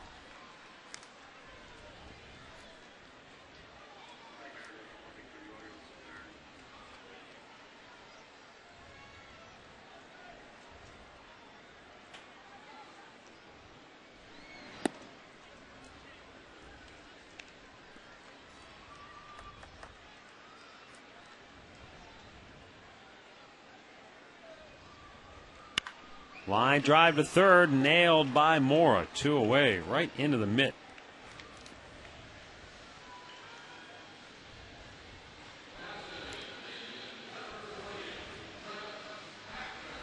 Yeah, can't do it much better. Hit it right on the nose, right into the tracks of Melvin Mora. One third baseman to another.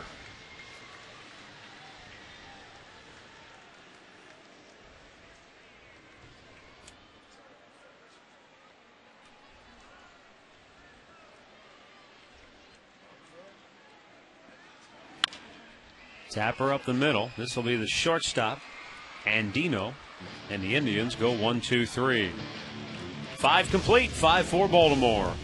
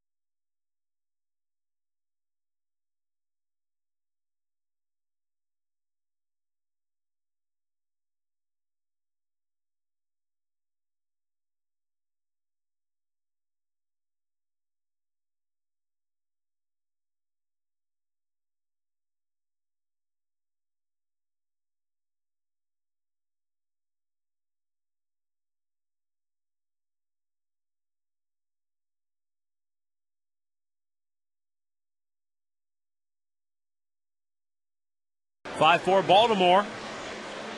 And as we go now to the 6th inning of play here at Progressive Field. New pitcher on for the Tribe, right-hander Jensen Lewis for the 44th time this year. 2 wins, 4 losses, an earned run average of .430. And 60 2/3 innings of work. He's walked 24, punched out 58.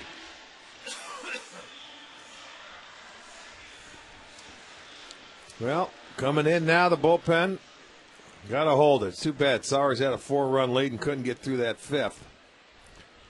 Well, got through it eventually, but gave up the 5. Michael Aubrey leading off, takes a strike. 1 for 2 tonight.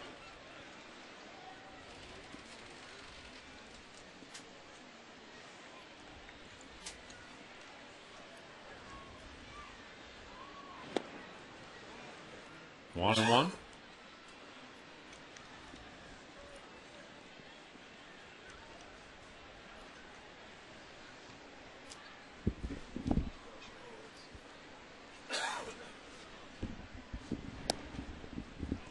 Two balls and a strike.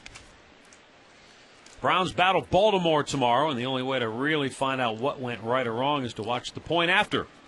Join the voice of the Browns, Jim Donovan, Doug Deacon, Tony Grossi, and Sam Rutigliano for insight and analysis into your Cleveland Browns.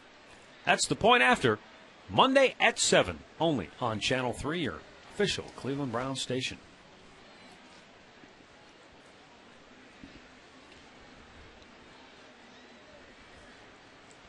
Three-one pitch. Oh my, a long fly ball deep to right and way out of here. Michael Aubrey having a big series against the Indians. His 2nd hit tonight, his 4th hit in the series. 3rd home run for Baltimore in the last 2 innings, and they now lead it 6-4. 2nd straight leadoff homer for Baltimore. You get that count to 3-1, and the guys can cheat a little bit. They look for that one pitch, and he gets it, a fastball middle of the plate, and Lewis has thrown a few of those middle of the plate this year. For Jensen, that is his 12th home run given up. And it's now a 6-4 game. Robert Andino homered to lead off the 5th inning.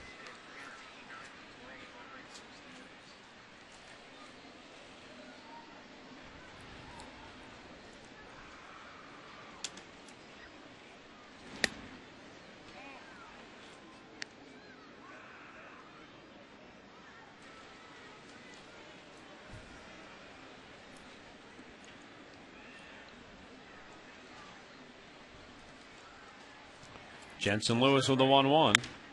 There's a fly ball to left. Back goes Jimenez. On the track. Makes the catch. 1 down.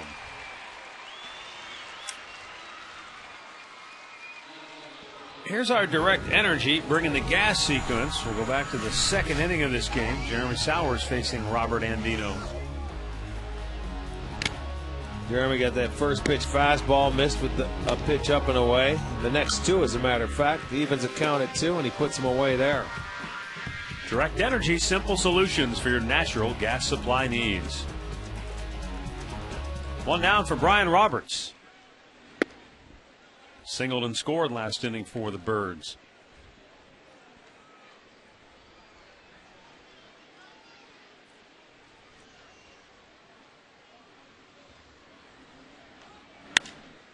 In the air, center field, Trevor Crowe.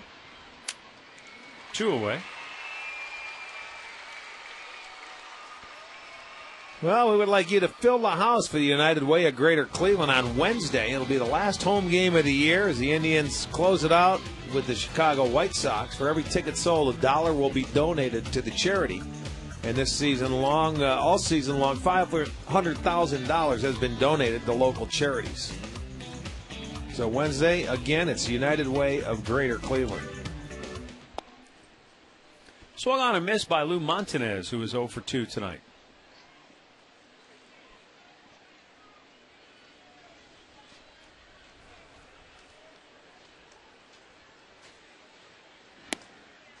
Called strike, nothing into the count.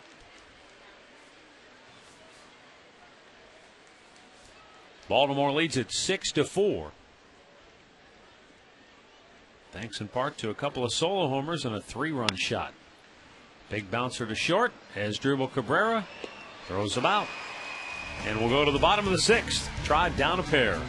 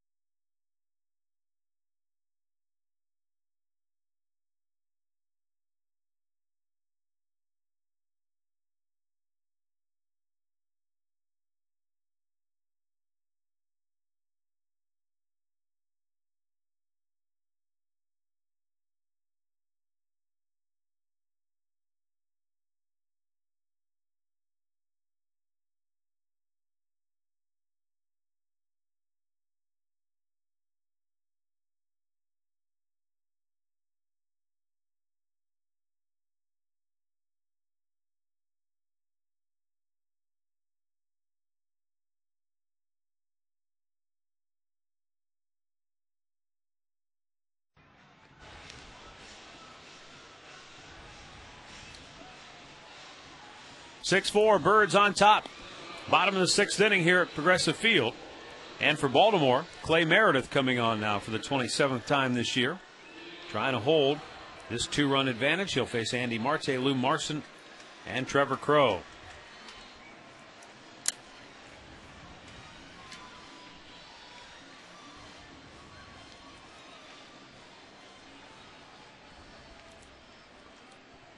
Marte with a 2-run dinger in his last at-bat, his 6th of the year. That made it 3-0. Andy Marte, short hopper to third, 1 away. Let's pause 10 seconds and let stations identify themselves. You're watching Cleveland Indians baseball.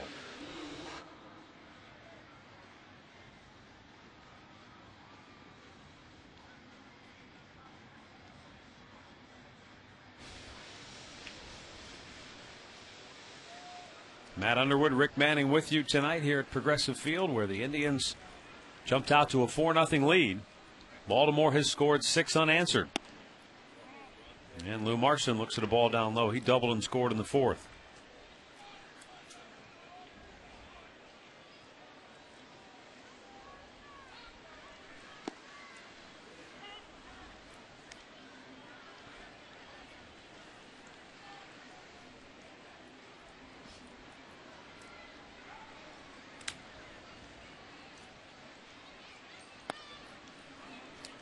Meredith's first name, Clay, is actually a nickname from his middle name of Claiborne. His first name is spelled O-L-I-S-E. Want to take a stab at that? Swing and a miss. Hold on a second. O-L-I-S-E? Olis? Olis? Yeah, that's close enough. I believe it's German. But he said his dad and his grandfather both have the name Claiborne, so everybody in his family goes by Clay. Topper out the plate. Meredith dropped the ball in the transfer, and Marson will reach on an infield single. That would have been a tough play for Olis to get that ball out of his glove. You know, even if he gets the ball, he's not going to get him. He's not going to be able to throw him out. As you'll see in the transfer, it's just way too high in the air, so just put it in your back pocket. Infield hit for Marson. He's now 2 for 3.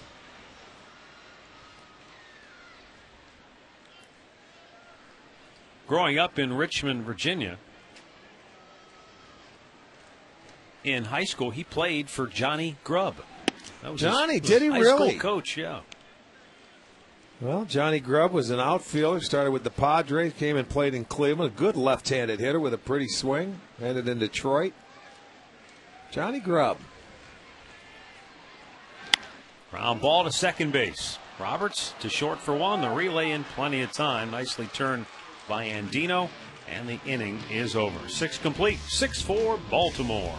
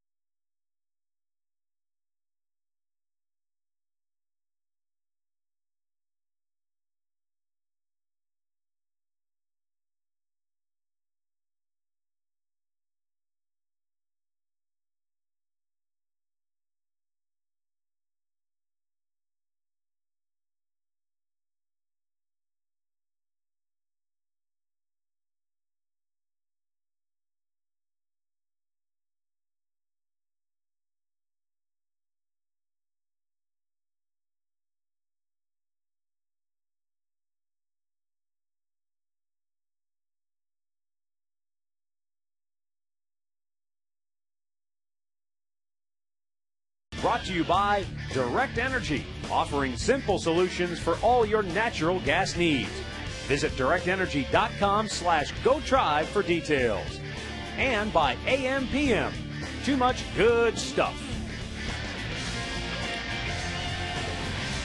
It's a night that started out well for the Tribe, but it has soured since. 6-4 Baltimore. Here's our Northern Ohio Toyota Dealers game recap. Andy Marte, 2-run homer, made it 3-zip Tribe in the 4th inning. Jubal Cabrera, Indians batted around and scored 4 times to take a 4-0 lead. But Luke Scott, a 3-run homer, part of a 5-run 5th, and the Birds are now up 6-4. For a dealer near you, visit buyatoyota.com. Rafael Perez for the 52nd time this year. 4 up, 3 down, ERA 7.16. 44 innings of work. He's walked 23 and struck out just 28, allowing 60 hits.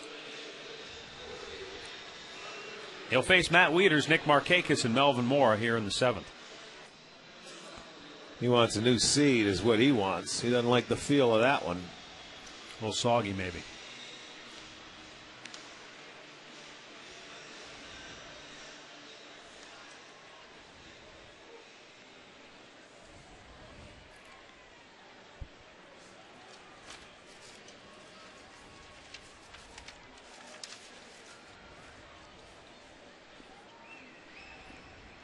Matt Wieters, 1 for 2, an RBI double and a run scored in that 5th inning.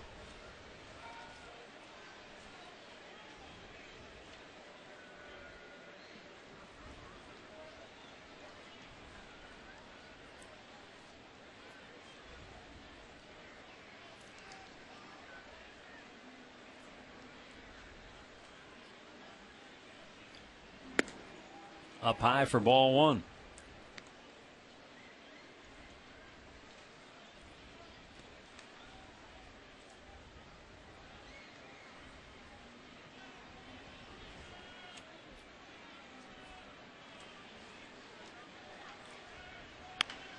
Bouncer foul wide of third.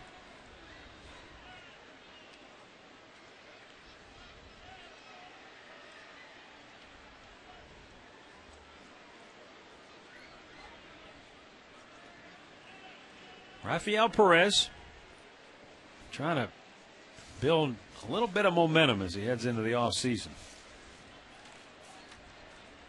It's been a nightmare of a year for him. Yeah, it really has. I mean, he went from being, the main man that you can really count on coming out of that bullpen and it's been the total opposite. This year, right-handers are hitting 291 off him. Left-handers are hitting 390, so 100 points different. And last year was the exact opposite, where lefties, they couldn't touch him. He was about 100 points better. His last outing against Detroit was a scoreless inning with a strikeout.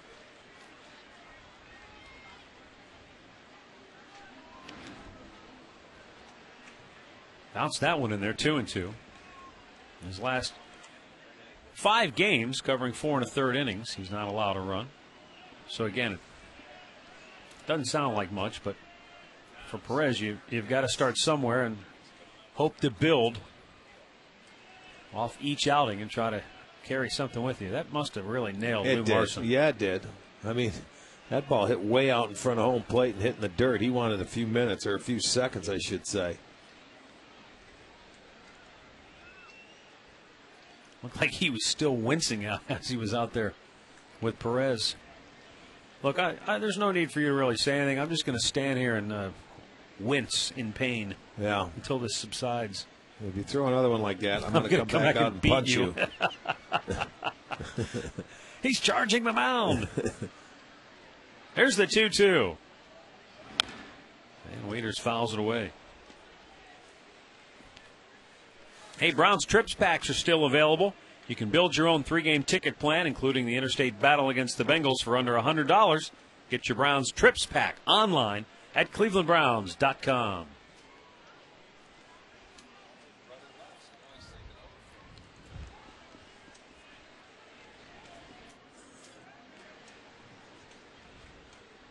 The 2-2. Weekly hit towards second. Valbuena throws him out. 1 down.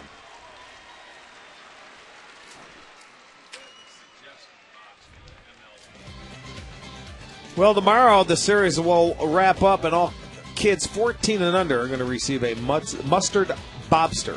Also, Kids Fun Day. Come on out, run the bases after the game, get out on the plaza pregame, and have a good time. Last Sunday home game of the 2009 season.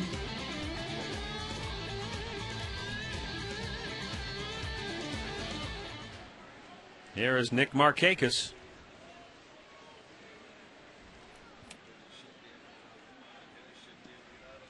Swung on and missed.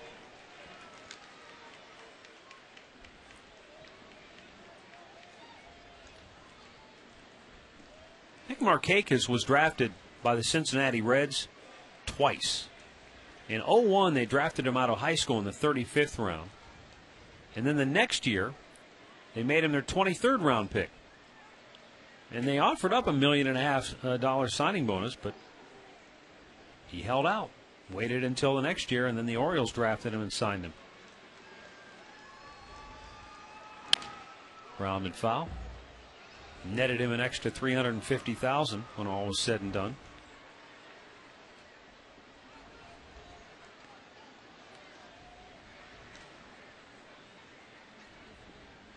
Markakis, who is proud of his Greek heritage, story here said that when he signed his contract, he had 18 family members around him. They said it looked like my big fat Greek signing day. They weren't throwing glasses at his feet, busting them, were they? Champagne glasses. Foul tip, hung on by Marson, and that's out number 2. And Rafael Perez looks sharp again here tonight. 2 down. And that'll bring up Melvin Mora.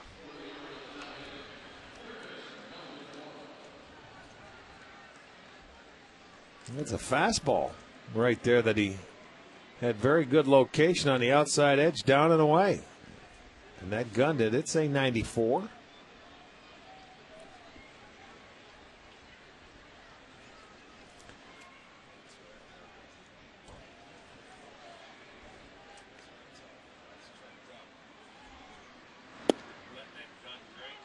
In there for a strike.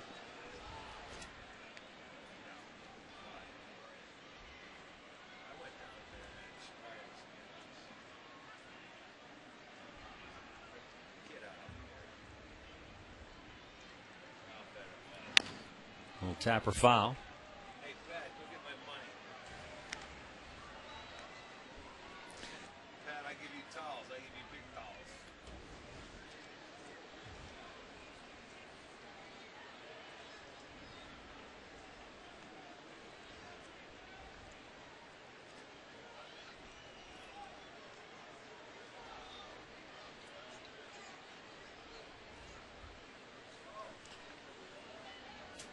Two down and an 0-2 pitch.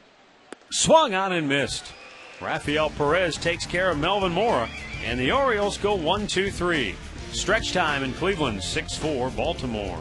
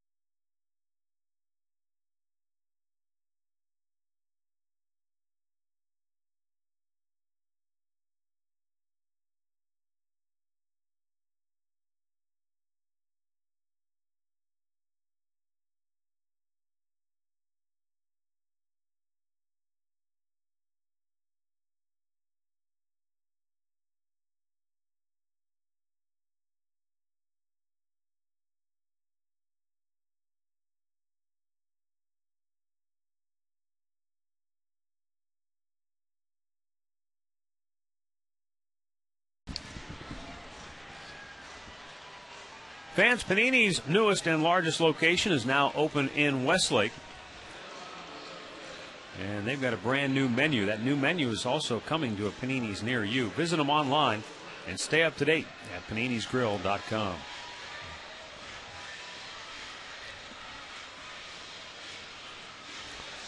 Well, we're going to have a pinch hitter.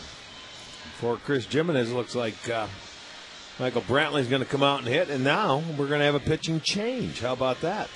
To start off the bottom half of the seventh inning here. Well, it might as well match up. You have enough pitchers out there. Well, that's for sure. All right, so we've got a timeout as the Orioles make a move to their bullpen. We'll be right back.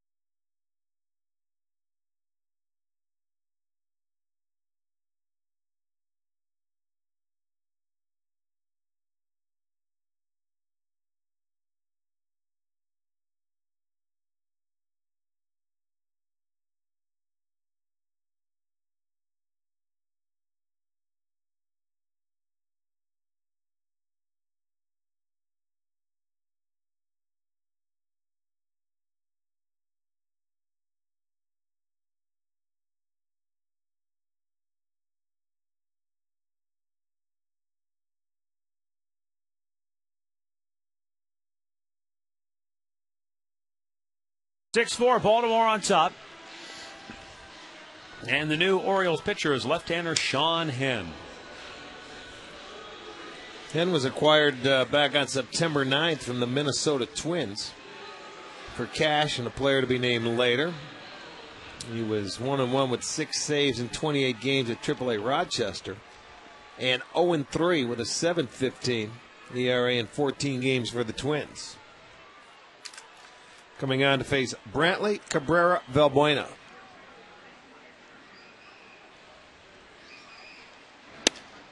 Michael Brantley looks at a first pitch strike.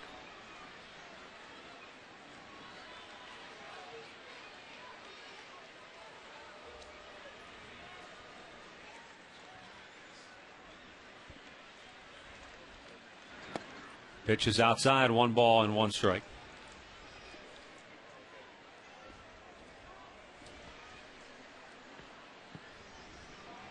Brantley, a very patient hitter, and not only patient in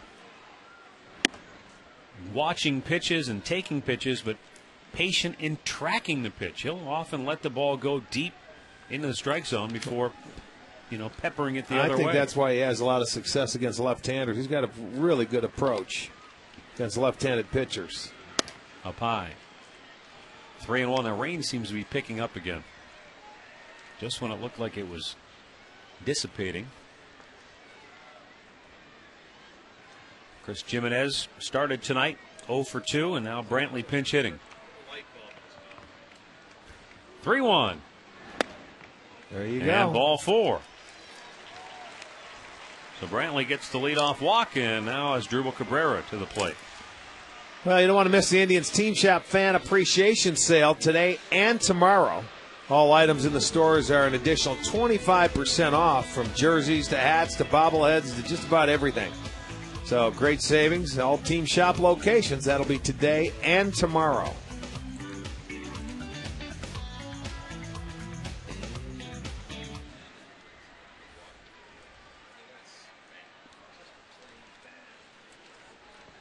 Now Asdrubal Cabrera takes a strike. Sean Henn was a draft and follow player originally with the New York Yankees. And back in 2001, they signed him. He actually drafted him in 2000. And right before the 01 draft, they inked him. When they signed him, Rick, they signed him to a bonus of $1,701,000.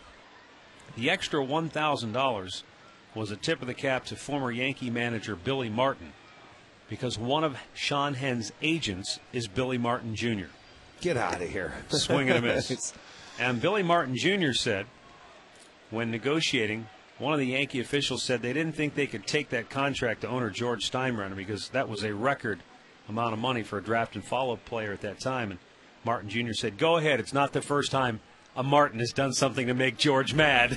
He said, in fact, I think it'll bring a tear to the old man's eye. Fouled away. I would think that George might have said, we gave your old man enough money. You're not getting any more. Didn't work out for him with the Yankees, though. The Padres picked him up off waivers last May from the Yankees. Signed with the Twins, as you mentioned, in January, and then this September, now with Baltimore.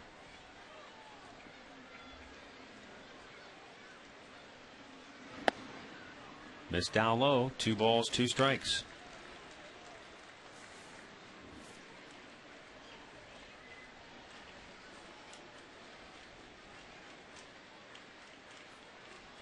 Made his major league debut with the Yankees back in 2005. A few brief appearances that year. 2-2, yanked the third, fair ball down the left field line. Brantley, who has great speed, will go into third base standing. And the Indians have the tying run now at second base with nobody out here in the bottom of the 7th inning.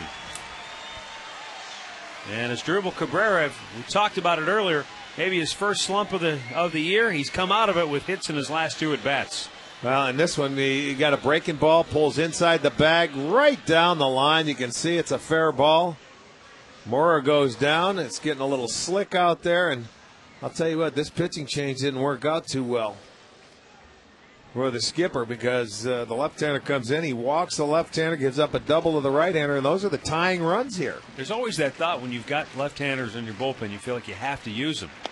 And they've got so many guys in their bullpen, I don't know how he keeps track of who's who. You know, unless they want to come in and they have to look at them for, future consideration. We totally understand that. Why else would they be here? Exactly. You got to look at them. I totally understand. I'm not criticizing. No. But, when you go out there and you make a move, you're thinking, okay, this guy got it set up the way I want to. And then it always, and I don't care what manager you are, you've got it set up where if they do it, it looks great. If they don't do it, you don't look very smart. But that's how the bullpen goes. And this bullpen for Baltimore has struggled all year, as the Indians for the most part. Valbuena with a 1-1 count. Hammers it down the right field line. Fair ball. This will tie the game. Valbuena rolling towards second. Markakis throw not in time. A 2-run double for Luis Valbuena, and it's a 6-6 ball game. Valbuena's 24th double of the year. RBIs number 28 and 29. And back-to-back doubles for the Indians has knotted the game up. And Dave Tremblay once again will spin the wheel and go back to the bullpen. Well, he didn't retire anybody. And hanging breaking ball, and Valbuena does some damage to it. Boy, he left it upstairs, hits it into right field, and hustles to get into second base, and that's the go-ahead run. So now the Indians can move him over and try and get him in. Timeout. 6-6 our score.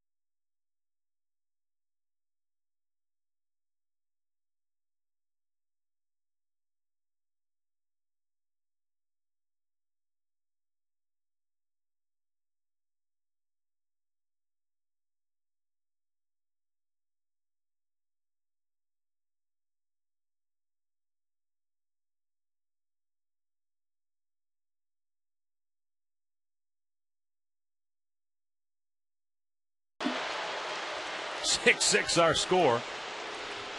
Indians with a runner at second base. Go ahead run now. Nobody out. Shin-Soo Choo will be the batter. And Baltimore calls on Chris Ray. Well, the right-hander, he matched up the left-hander, so now he goes the other way. Goes to get the right-hander to come in to face the left-handers. That's the go-ahead run for the Indians out there at second base. There's nobody out. They have hit back-to-back doubles after the leadoff walk in this inning, and they have tied the game. Chris Ray, a former closer who saved 33 games back in 06 for Baltimore. And a called strike to Shin-Soo Choo.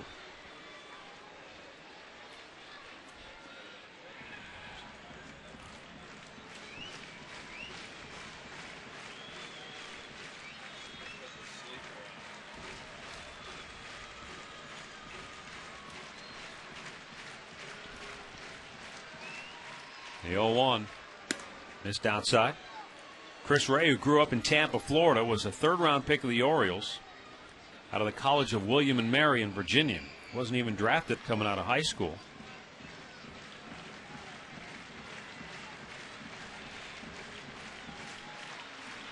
Swung on and missed. This scoreboard update brought to you by Coors Light. Frost brewed Coors Light, the world's most refreshing beer.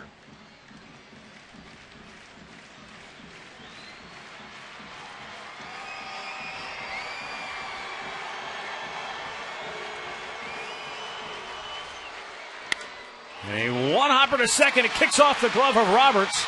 Into third base is Valbuena. And aboard at first is Shin-Soo Choo. See how it scored. That ball was scorched. It was, but I mean, he didn't move his feet, not that he had time to. Tough play to read if you're the base runner because you want to get over to third base. That was hit hard, and it was a tough hop. It had some top spin. That's a do or die play. It's got to go as a base hit. So it's going to be the third straight hit. And that runner does get to third base.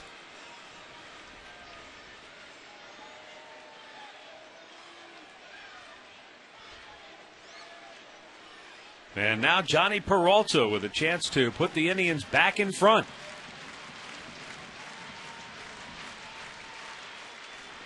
Indians led 4-0 with a 4-run fourth. And then in the top of the fifth, Baltimore came back with 5 runs. They added 1 in the 6th to lead it 6-4. But now the Indians, with 2 in the 7th, have tied it. And a great chance to take the lead as Peralta looks at a strike.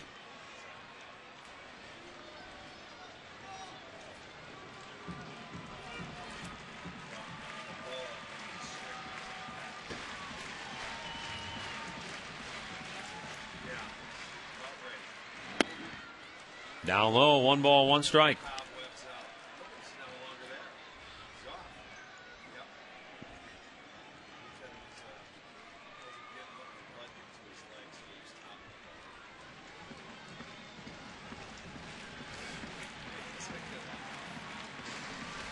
Now the set on the 1-1.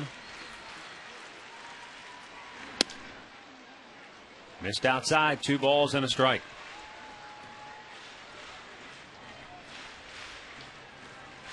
Chris Ray, I mentioned earlier, wasn't drafted coming out of high school. He said he only threw in the mid-80s in high school, but once he blossomed in maturity, he can run that fastball up there in the upper 90s.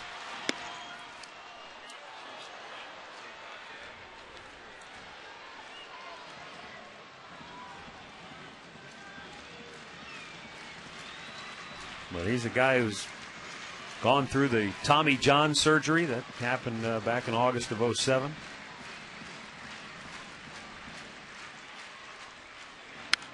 Fouled away. Still getting up there, 95 miles an hour, though. Missed some time on the DL earlier this year with a strain in his right shoulder.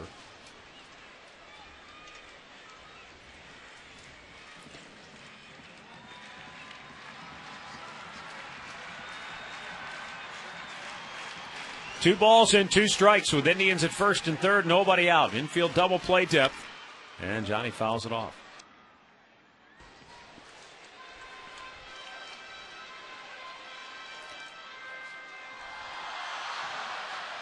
Twins lead the Royals 7-4. They're in the 8th inning at Kauffman Stadium.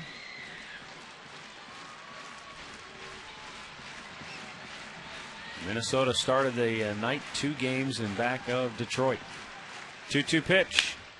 Deep left field. Scott on the move. He's looking up. It's going to be off the fence. Indians will take the lead as Valbuena scores. Throw going into second base, and Peralta beats it in there. Johnny with his 2nd hit of the night, his 34th double of the season, and his 79th run batted in of the year puts the Indians back in front 7-6. 3 runs in the inning and still nobody out for the Tribe. That's 4 straight hits now for the Indians on the breaking ball. Johnny was fooled by it, but he was able to keep his hands back enough. He hits it off the wall. Valbuena scores easily, and Choo had a good read from first base, so he was off and running easily as Johnny slides into second base with a double. That is his 34th double. And now they're going to walk Hafner, and the bases will be loaded here, and still nobody out. And the Indians taking advantage of their opportunities. The great Kreskin tells us they've gone 5 for 8 with runners in scoring position, and I'm not even going to double check. Well, Kreskin tells you that. I mean, Probably telling you that when the inning's over with. He's reading the future. No, he told me that before. Yeah, the inning started. Yeah. So Hafner takes the free pass, and pitching coach Rick Kranitz going to go out for a visit. Let's take a look at Andy Marte earlier tonight, back in the 4th inning. Crunch me. A breaking ball. Second one in the inning for Birkin. That made it, they ended up having another 4-run inning. Well, Marte's got a chance to really help the Indians take a big lead here late in the game. They're up a run, but the Orioles, with nobody out, are forced to bring the infield in with the bases loaded.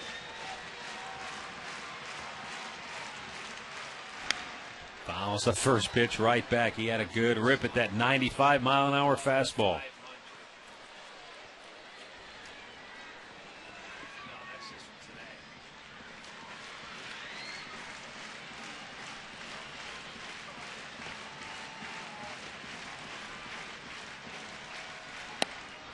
Looks like both the Tigers and Twins are going to win tonight. Minnesota up 9-4, Twins up 11-5. Well, that's going to come down, as we said, to that showdown in Detroit Monday, Tuesday, Wednesday, and Thursday. They have a 4-game series. And he almost picked off Joel Skinner. Quick feet. Yes, indeed. The old backstop can still move the feet, huh? Well, when you're standing that close, you better. Almost took an ankle. Look at jumping the rope. Get up, Skins. Attaboy. The 1-2. Marte gets into it, deep left field. Scott back on the track. He'll make the catch. Tagging and coming home is Shin-Soo Choo. 8-6 Cleveland. Marte's 3rd RBI of the night. And that's the first out of the inning. Looks like he got it just a little bit off the end of the bat.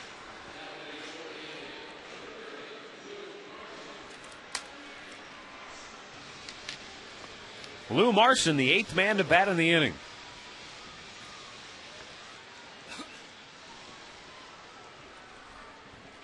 A couple of 4-run innings now for the Tribe. They have 13 hits, so they've swung the bats very well tonight.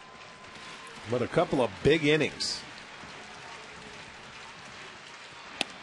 Outside ball 1.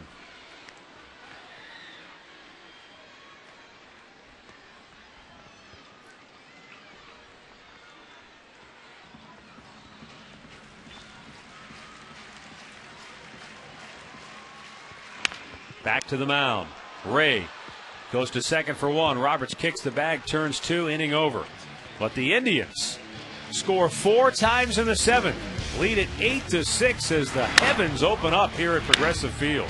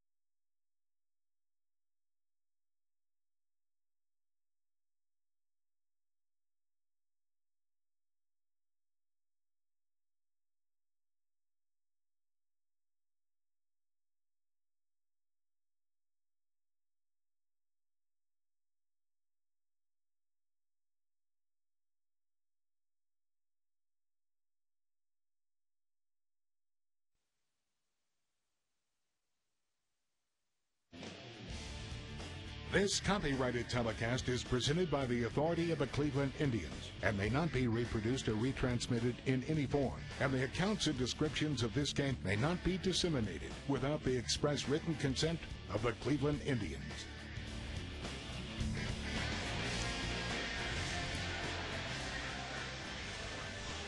Back here at Progressive Field, just as we went to break, rains really started coming down heavy.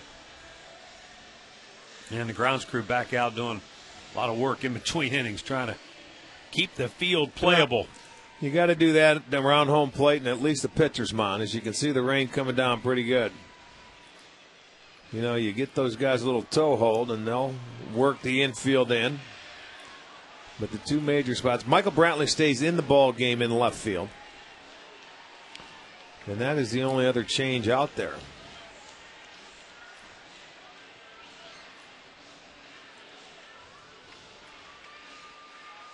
Well, while we wait for Rafael Perez to finish his warm-up tosses, let's go back to Dave Chudowski with a Forward Sports update. I think he's got the latest on the Tigers and the White Sox. I do indeed, and for the record, I did not take that bet with Rick Manning. You liar, you did too. 11 unanswered runs. Here's Cleve Thomas with an RBI to make it 10-5. It's now 11-5 in the ninth. Back to you. We're going to the tape, Dave. We're going to check it out. You took that bet. See, Chud listens. Yeah. He's paying attention. Someone texted him. He was sitting there watching something else. He was paying attention to that game right there. Chicago-Detroit. Now it looks like, barring any unforeseen rallies, that both the Tigers and the Twins will win. So they'll go into tomorrow's games with only 2 games separating the Tigers from the Twins in the Central Division. Meanwhile, Rafael Perez, who pitched a 1-2-3 seventh and struck out a pair, he's back on to work the 8th, as the Indians now have a 2-run lead. Folks staying right in through the rain, hoping to see the Indians pull it out and win their 2nd straight.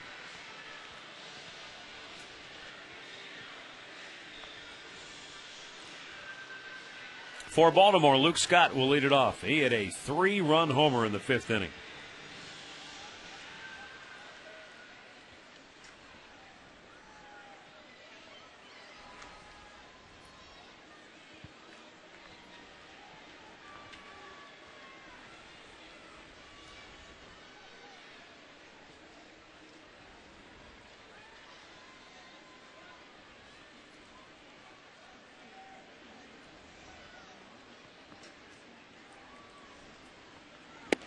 And a first pitch strike from Rafael Perez.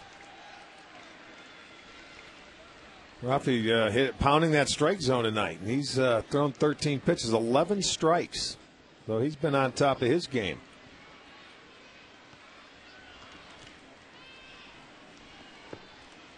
The 0-1 missed inside. Back in 2006, on July 29th, Luke Scott, while with the Astros, hit for the cycle.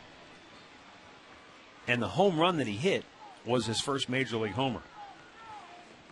And he said, you know, afterwards I didn't really think about it. The magnitude of hitting for the cycle and getting my first big league homer didn't hit me until I woke up the next morning and I said, did that just happen? Yeah. You know, that is something special, hitting for the cycle, let alone, I mean, your first big league home run is something big, but with the cycle, that's tougher to do.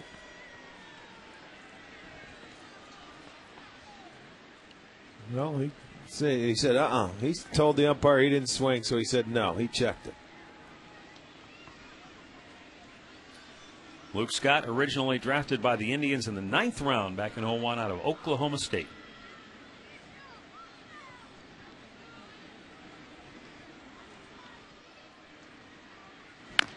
Check swing bouncer. Marson tried to grab it and couldn't come up with it cleanly. And Luke Scott is aboard. I'm not so sure Perez didn't interfere with him a little bit. As he was coming out, Rafi wanted to go get that ball, and then at the last minute sort of decoyed him. You know, and that's one of those in-between plays you can't call for. You see, it's a check swing. Marson finally picks it up. But by the time, watch Perez come in, and then all of a sudden, it's an easier play for Marson, and then he sort of decoyed him, and he didn't come up with it cleanly. Infield single. That's one of those plays where maybe if he had it to do over again, he'd probably try to go for the bare hand grab instead of trying to pick it up with the glove. Yeah. On a wet night especially. It's wet. I was going to say, it's wet out there, so. Ty Wigington, 1 for 3.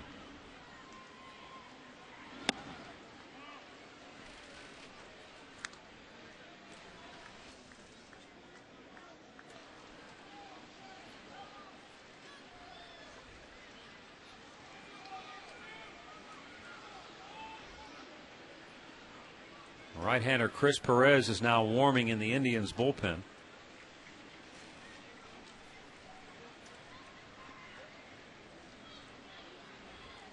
Swung on and missed. Boy, he changed up nicely. 1-1 to count.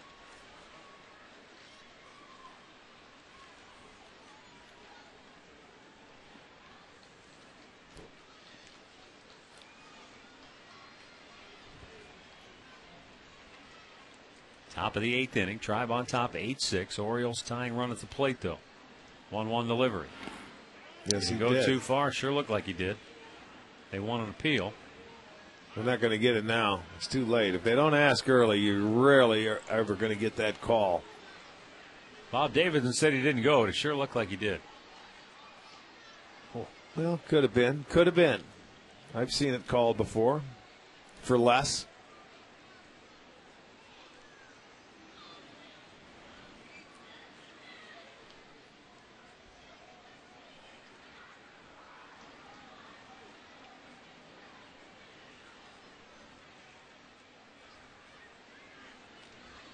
Now the 2-1. Swung on and missed. Evens the count. 2 balls, 2 strikes.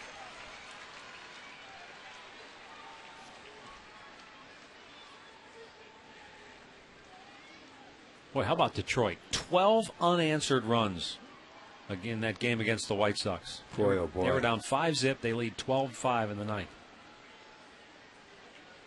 They have 20 hits. And the Twins lead the Royals 11-4. So they're both beating up on the opposition tonight. It's almost like they're watching each other going, oh, yeah, watch this. They're going to get their chances. But That's when you right. come in, Minnesota's going to have to win at least, if it stays the way it's at least 3 out of the 4. Yeah.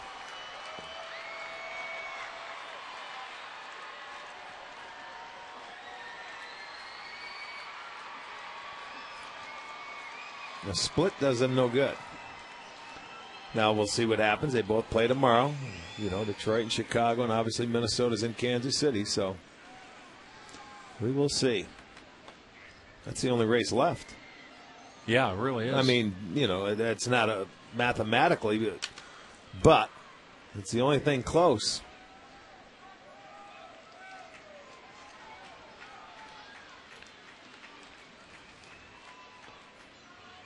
You know, Zach Greinke will be on the hill for the Royals tomorrow. Well, then Minnesota, they have their work cut out for Yeah, them they there, do. boy. That guy is something else.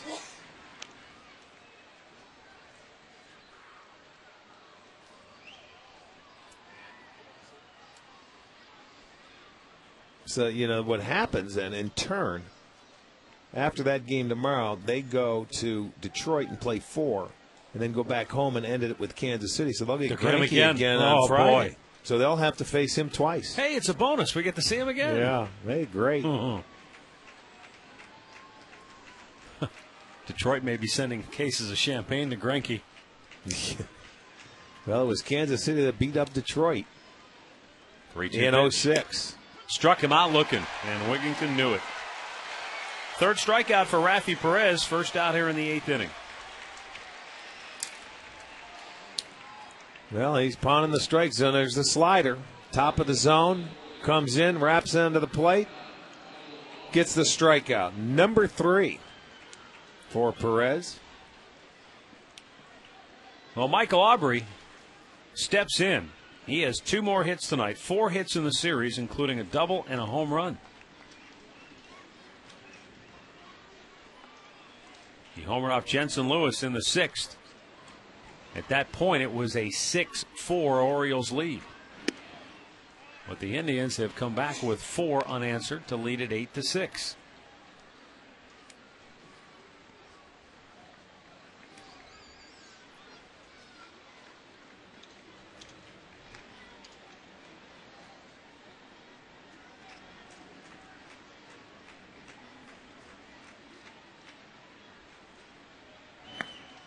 Down in the dirt, 2 balls, no strikes.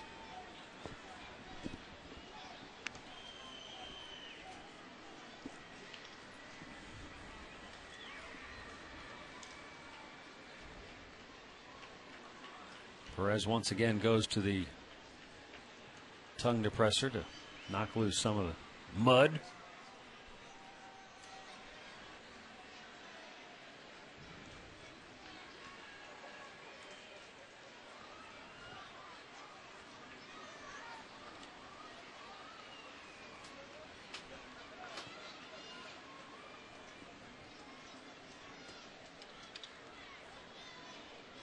Now we're ready.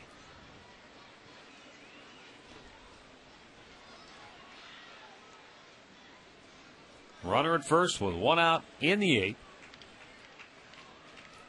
And a 2-0 count on Michael Aubrey. What was wrong with that? 3-0.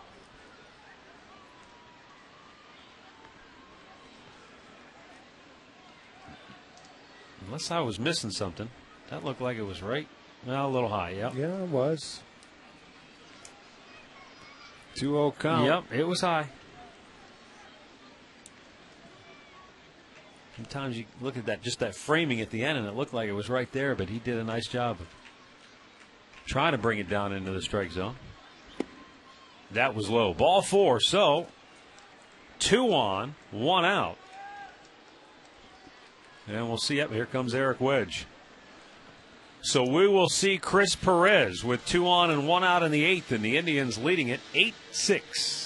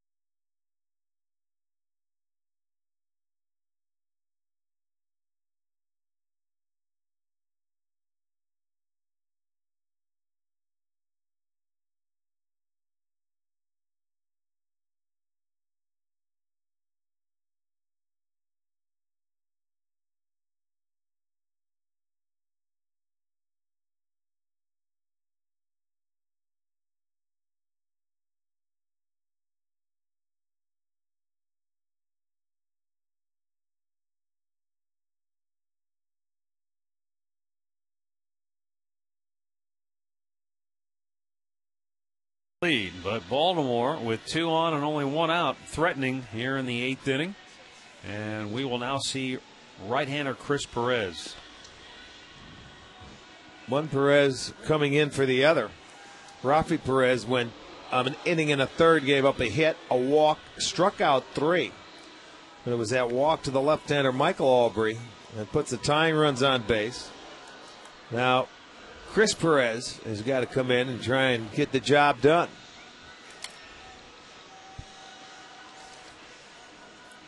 And Dino is this scheduled hitter, and he will hit. Chris Perez on the air has inherited 33 runners, and 11 have scored.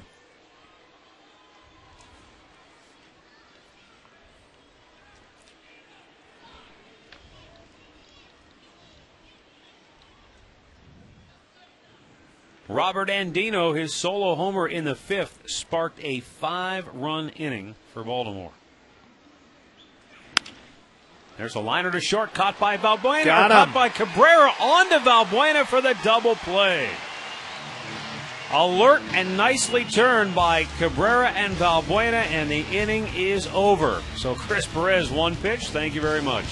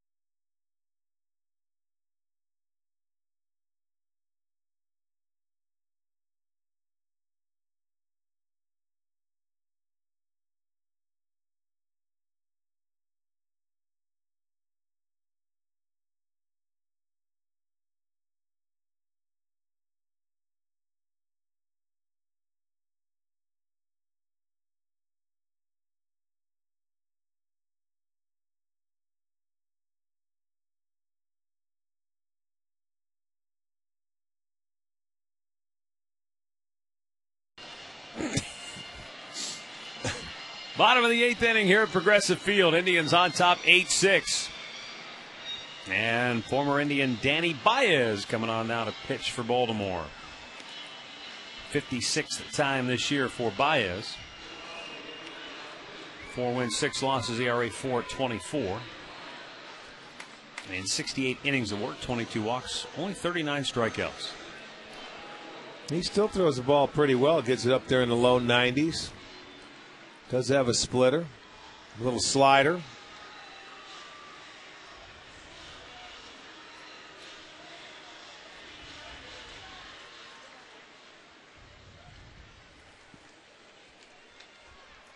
Trevor Crowe, Michael Brantley, as Drupal Cabrera here in the bottom of the 8th for the Tribe. Kerry Wood getting loose in the Indians bullpen.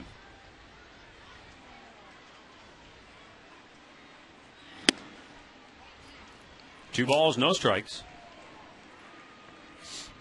Danny Baez back in May during the Orioles interleague series against Washington got his first major league hit and came around to score the game-winning run in the 12th inning. Back to the mound and a nice stab by Baez, and takes care of Crowe for out number 1.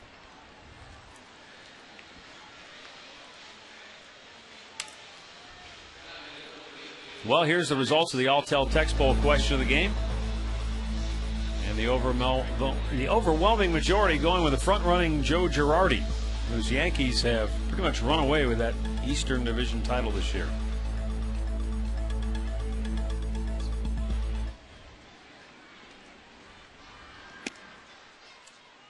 There are those who would argue, well, you spend what they spend every year, you ought to win. Well, I know it. It's not that easy, though. He had a tough time last year. I look at that list, and, you go up and down, and it doesn't matter. But Mike Scioscia's done a pretty good job with the adversity and everything that they've been through. You take an already pretty good team, and you add CC Sabathia, A.J. Burnett, he's okay, and Mark Teixeira. Yeah, that would help, I think. Are you kidding me? The 0-2 pitch. Brantley bounces it up the middle. The shortstop, Andino, fires it over, 2 away. And with 2 down is Drupal Cabrera to the plate, 2 for 4. A single, a double, an RBI, and a run scored.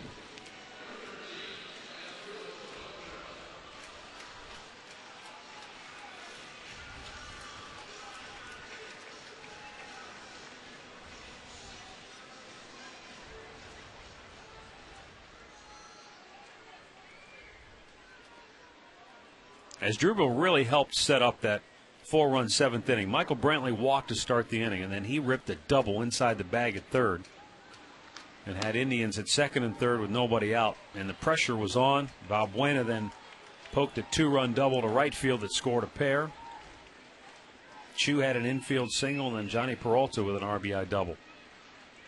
Andy Marte finished the scoring with a sacrifice fly. And the Indians, just like that, had overcome a 6-4 deficit.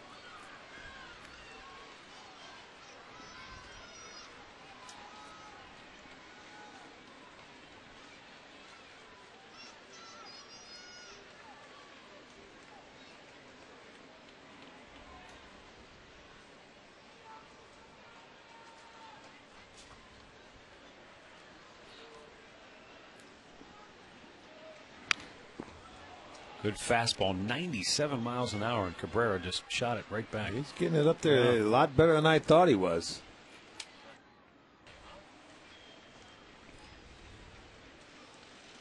Well, you know, the other thing too, Rick, was with as many bullpen players or pitchers as they have, probably not getting overused as much, so that maybe a little more life on that fastball. Well, very well could be, but 97, that's, I don't know, that seems a little high for me.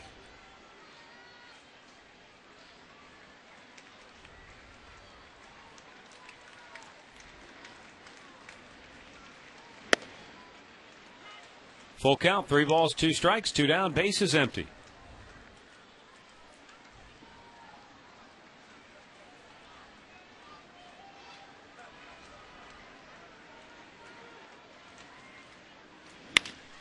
Ground ball to second. Brian Roberts throws him out. Indians go 1, 2, 3. And we go to the 9th. 8-6 Cleveland.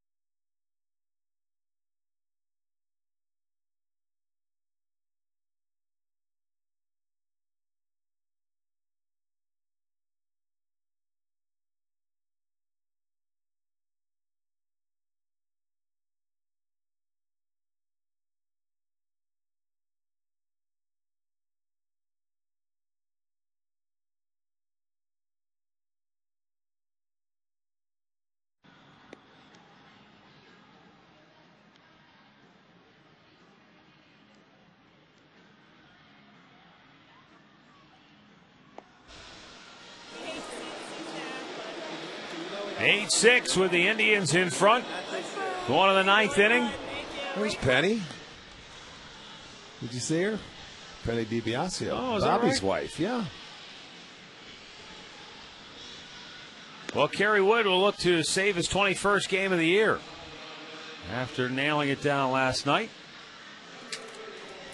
Brian Roberts, Lou Montanez, and Matt Wieters. Well, and he had the 3 batters last night, top of the lineup, Roberts.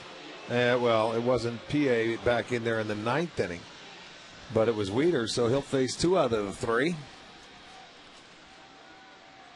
Yeah, it ended up being Fiorentino last night. In place of he's PA. on deck, too.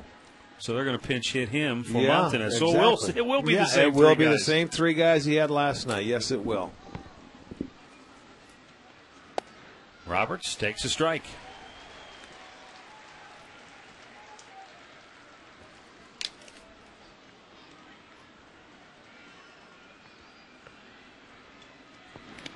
That's in the dirt. And it's 1-1.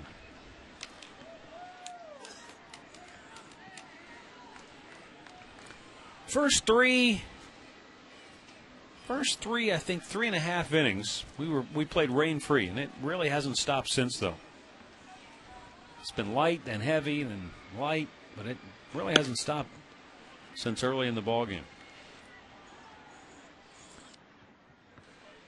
Grounds crew's done a lot of work between innings, just trying to keep the field playable. 2-1 pitch, up the middle. Orioles get their leadoff man aboard.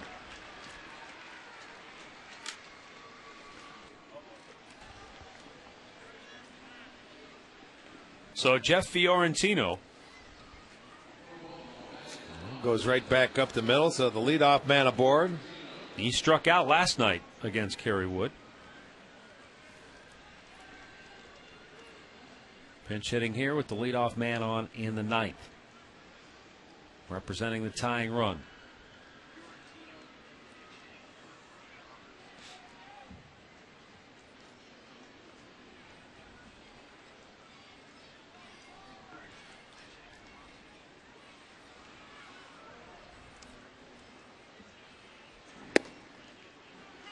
Kerry Wood. Just a get me over fastball for a strike.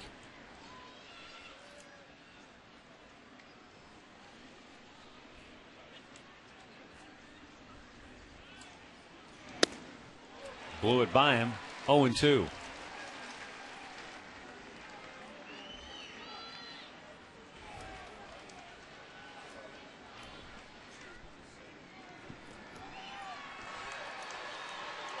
It's almost like his cutter that he tries to throw when he can, it's not his good fastball at 94, 95. He takes a little off. It's his cutter so he can get it over for a strike. But a lot of times when a pitcher, you throw that cutter, you got to make sure it gets into the left-handers like he did. Yeah, just enough movement.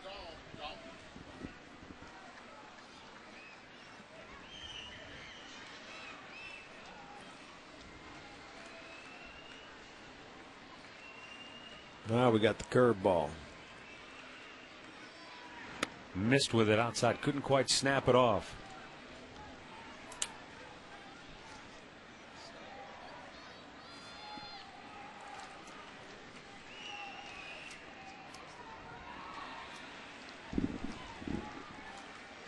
Fiorentino, you notice that wide open stance. Down and in, 2 balls, 2 strikes.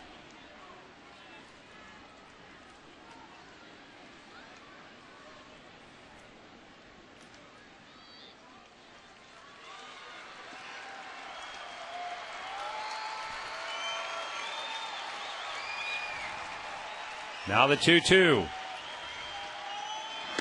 Up high, full count.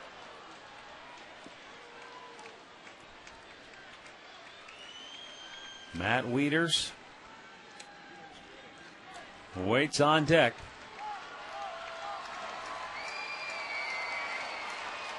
And the payoff pitch. It's ball 4. 2 on, nobody out. Getting dicey now here in the 9th, and we'll pause for station identification. You're watching Cleveland Indians baseball.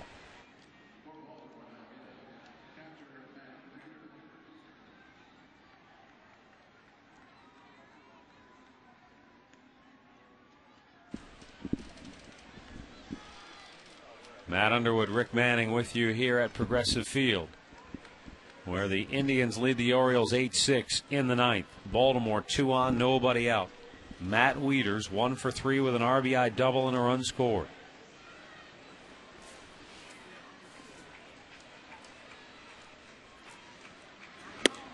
Fastball inside corner, a strike. 6 of the 8 homers Matt Wieters has hit this year have come from the left side. And he's a guy that stays on the ball, and he hits a lot of the balls the other way. He's got very, very good power. In between, did he go? He did not. 1-1.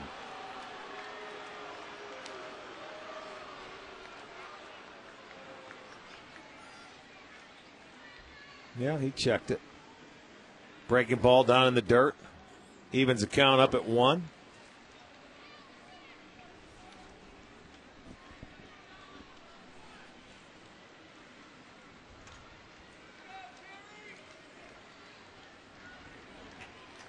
One on one to count.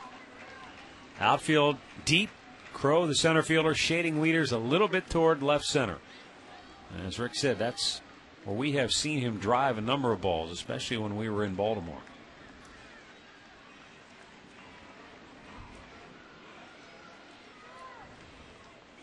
Swung on and missed. A ball and 2 strikes.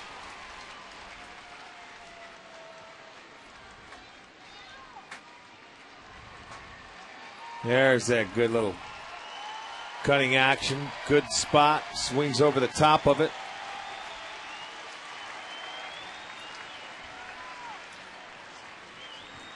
And the 1-2.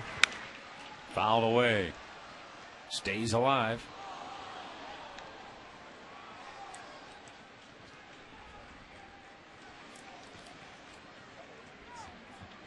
Eight runs on 13 hits for the Indians. 6 runs, 9 hits for Baltimore.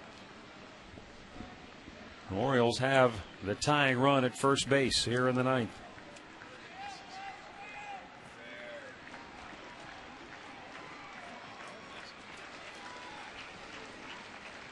Kerry Wood's 1-2 pitch. Pop foul out of play again as the rain continues to fall here at Progressive Field.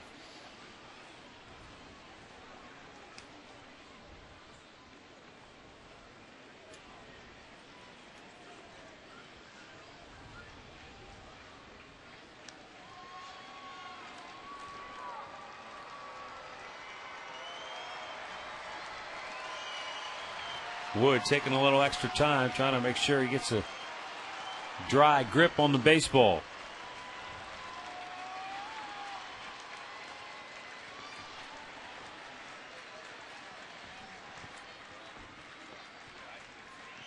Again, the 1-2. In the air, shallow left. Brantley coming hard, won't get there. It's going to drop a base hit, and the bases are loaded. Yeah, that pitch, you couldn't have placed it any better. Nobody out. Bases full of birds, and Nick Markakis will be the batter. That was up above the letters. I mean, that was above the Orioles, under his chin. Except he just bloops it down the left field line. It falls in, and really Roberts couldn't do anything. He had to make sure it dropped, being down by 2 runs, and get a pinch runner for Wieters at first. Justin Turner will be the pinch runner for Matt Wieters. That's the go-ahead run now for Baltimore. And it looks like we're going to get some activity in the Indians' bullpen now. And that rain's starting to come down hard. Hard, hard, hard. Yes, it is. Field's starting to get sloppy over there around third, too. Just Todd loosening. Nick Markakis, 0 for 4 tonight, is the batter. He was swinging for all the marbles and fouls it back.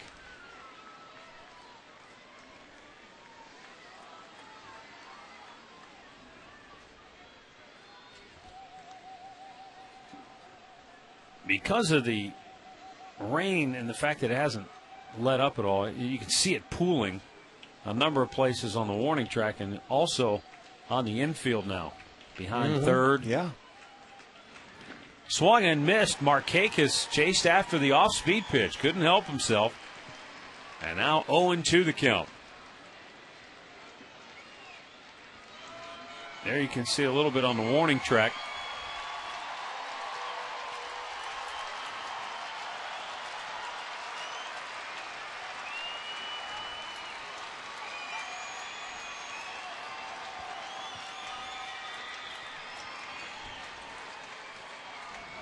Kerry Wood looking for that first out of the inning.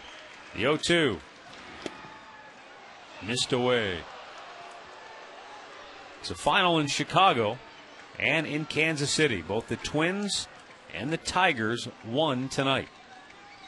So Minnesota stays 2 games in back of Detroit in the AL Central race. 1-2 pitch. In the air. Right center field. Crow, the center fielder, backpedaling, makes the catch. Roberts tags and scores. Fiorentino tags. He goes to third. It's a 1-run game.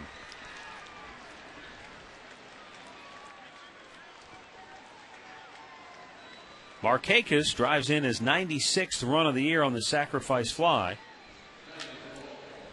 And now Kerry Wood is looking for a double play ball and get out of here.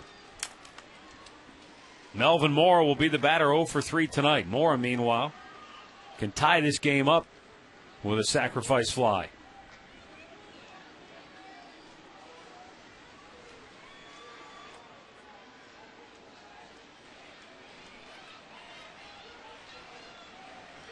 Infield partway in.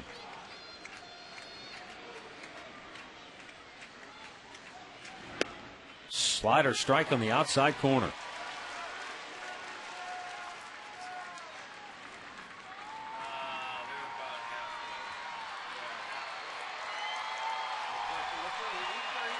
Here you see the outfielders. And you get a look at the infield. Middle guy's still trying to turn two if they get one hit. Yeah, right but it's got to be right at them because you can see how shallow that they are. That's going to get it done. Chu has to race back to make the catch. This will tie the game. Melvin Moore with a sacrifice fly. His 44th RBI on the year. And a blown save for Kerry Wood. We're even at 8 apiece.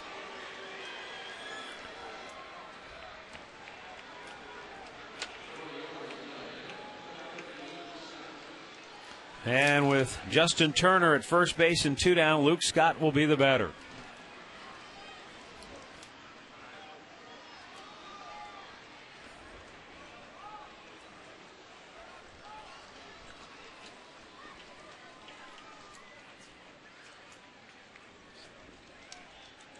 Luke Scott hit a 3-run homer back in the 5th inning for Baltimore. And this has been a game of big momentum swings. The Indians scored 4 in the 4th to take the lead. Orioles scored 5 in the 5th to go in front. They added a run in the 6th. Then the Indians scored 4 in the 7th. And now Baltimore has tied it with 2 in the 9th. 2 balls, no strikes.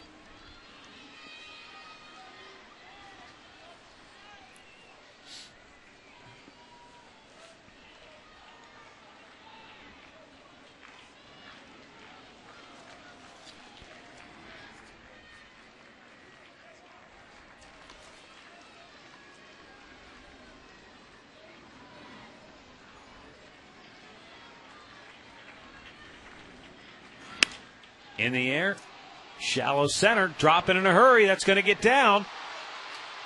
And the runner has to stop at second base. So Turner, the potential go-ahead run is at second base. And Ty Wigington will be the batter. And Carl Willis is going to go to the mound. Watch the look on his face after he hits it.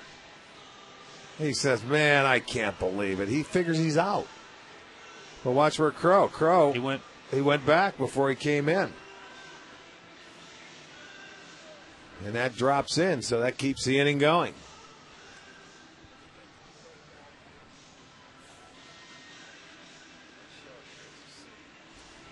So meeting at the mound as Luke Scott talks it over with first base coach John Shelby. 2 on, 2 out. Ty Wigington, 1 for 4 in the night, is the batter.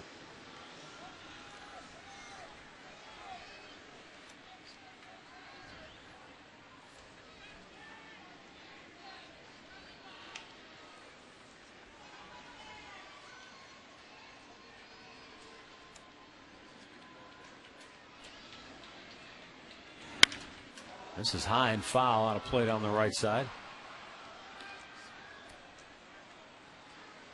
It almost looks like Ty Wigington cracked an egg on his helmet today. What's that? Just look at the side It's of it. the rosin and maybe the pine tar from the bat and everything cracked an egg.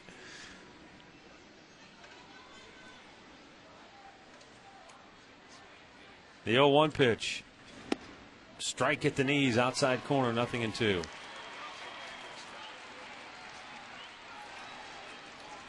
Two on, two out. Wood one strike away from pushing this to the bottom of the ninth in a tie game. Ground ball to second. Valbuena, the flip. And we'll go to the bottom of the ninth, tied at 8.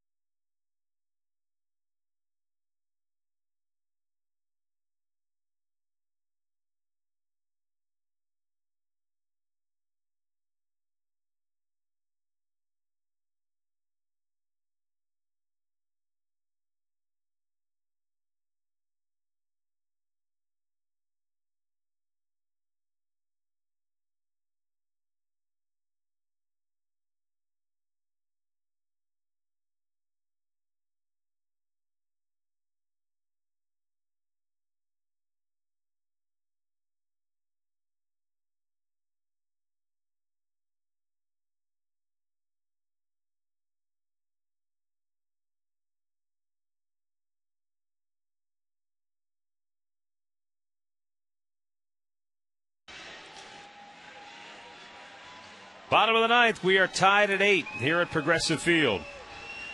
Jeff Fiorentino stays in the game. He's in center field.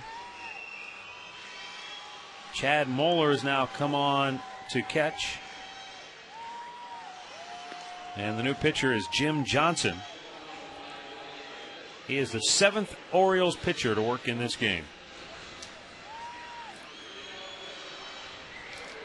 And Johnson will face Valbuena, Chu, and Peralta for the Indians.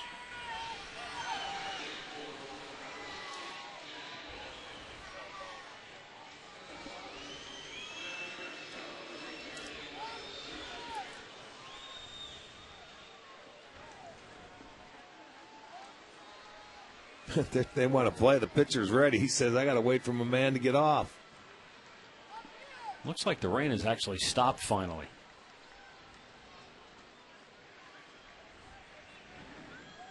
So here we go. We need it to stop. If the Indians don't score, we're going to go play extra innings. That is correct, sir. Luis Valbuena, 2-run double his last time up.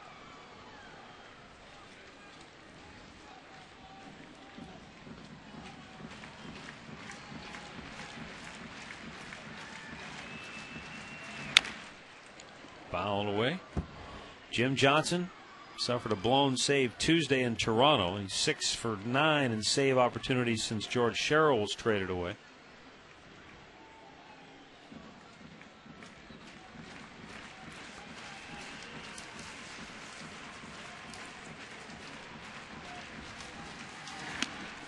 Last home run he allowed, by the way, in case you're wondering, and I know you are.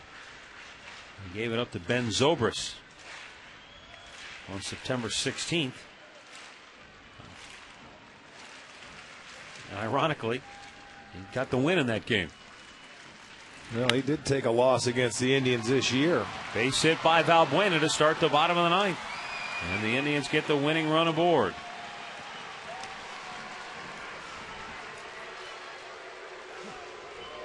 Our Northern Ohio Buick Pontiac GMC performance of the game, Andy Marte, who's had a good night so far, and who knows, he may have a hand in this before it's all over. Yes, he did on the homestand, 7 for 14, and has had a good year against the Orioles. Shin-Soo Choo, 2 for 4, a homer in the 4th inning.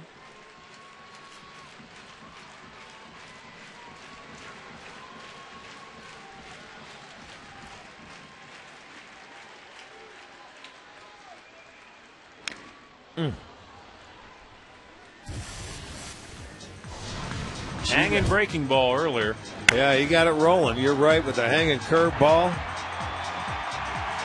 And hit it a long way. That got the Indians on the board. And they ended up scoring 3 more runs in that inning after that leadoff home run.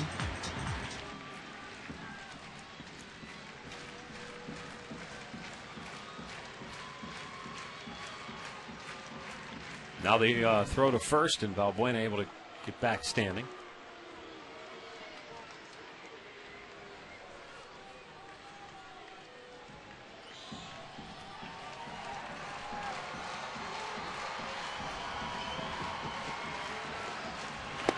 There's a strike called, 0-2 the count.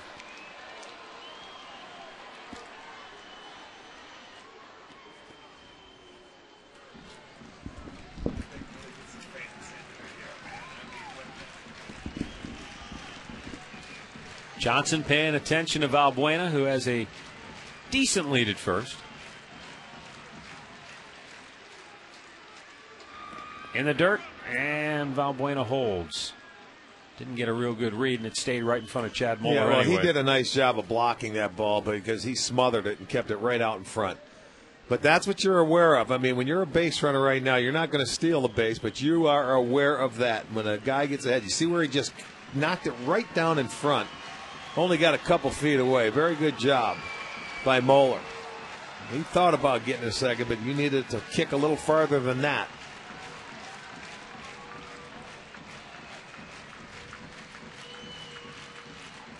Time called as Chu steps away.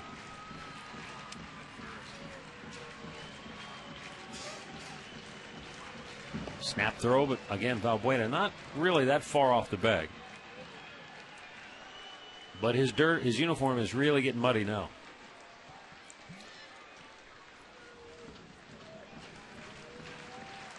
The 1-2. Well, Tapper, and it stays fair. And yeah. Chu is out number 1, but Valbuena, the potential winning run, is in the scoring position.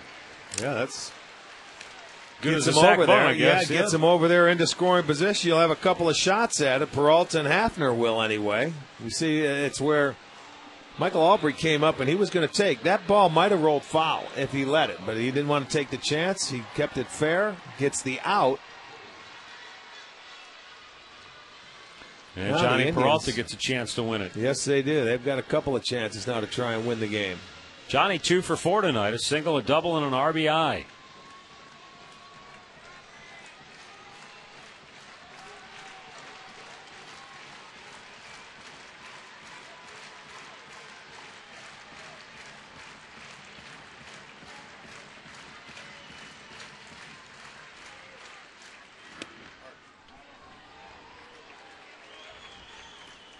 Johnson misses with ball 1. Johnny's RBI double back in the 7th came on a breaking ball, and he yanked it to left field off the fence.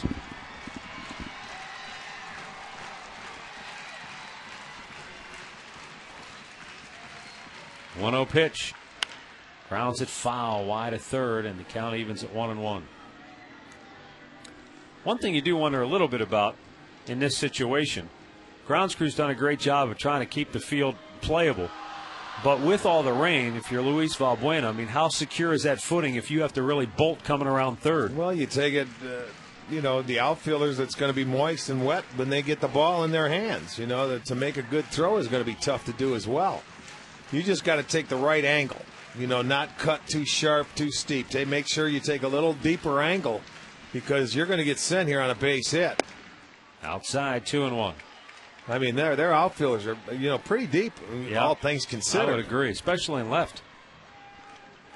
And Luke Scott is way back there. Well, you just make sure you stay about 3 or 4 steps behind second, get a good secondary lead, and be ready to go at the crack of the bat. But you're still only 1 out, so you got to make sure the ball on the right side of the infield, you can come over. On the left side, you got to make sure it gets through.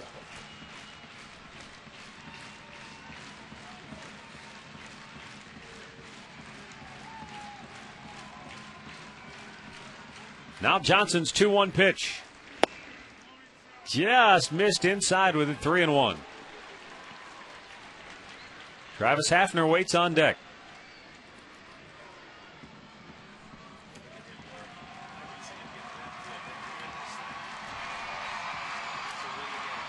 Right now, Johnny Peralta's looking for his fastball, and I'd imagine he's looking to that right side.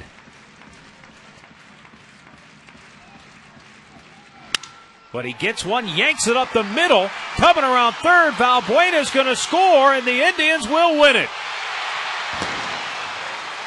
Peralta sounded like he broke his bat, but he'll gladly sacrifice the bat for a win. And the Indians, after blowing the save in the top of the ninth, win it with a walk-off RBI hit from Johnny Peralta. It's his third hit of the night. And the Indians win it by a final score of 10-9. For Johnny Peralta, his 80th run batted in on the year. And great timing indeed. He was in a good count, 3-1, and he just got enough of it to muscle it into center field for the game-winning hit. I beg your pardon, 9-8.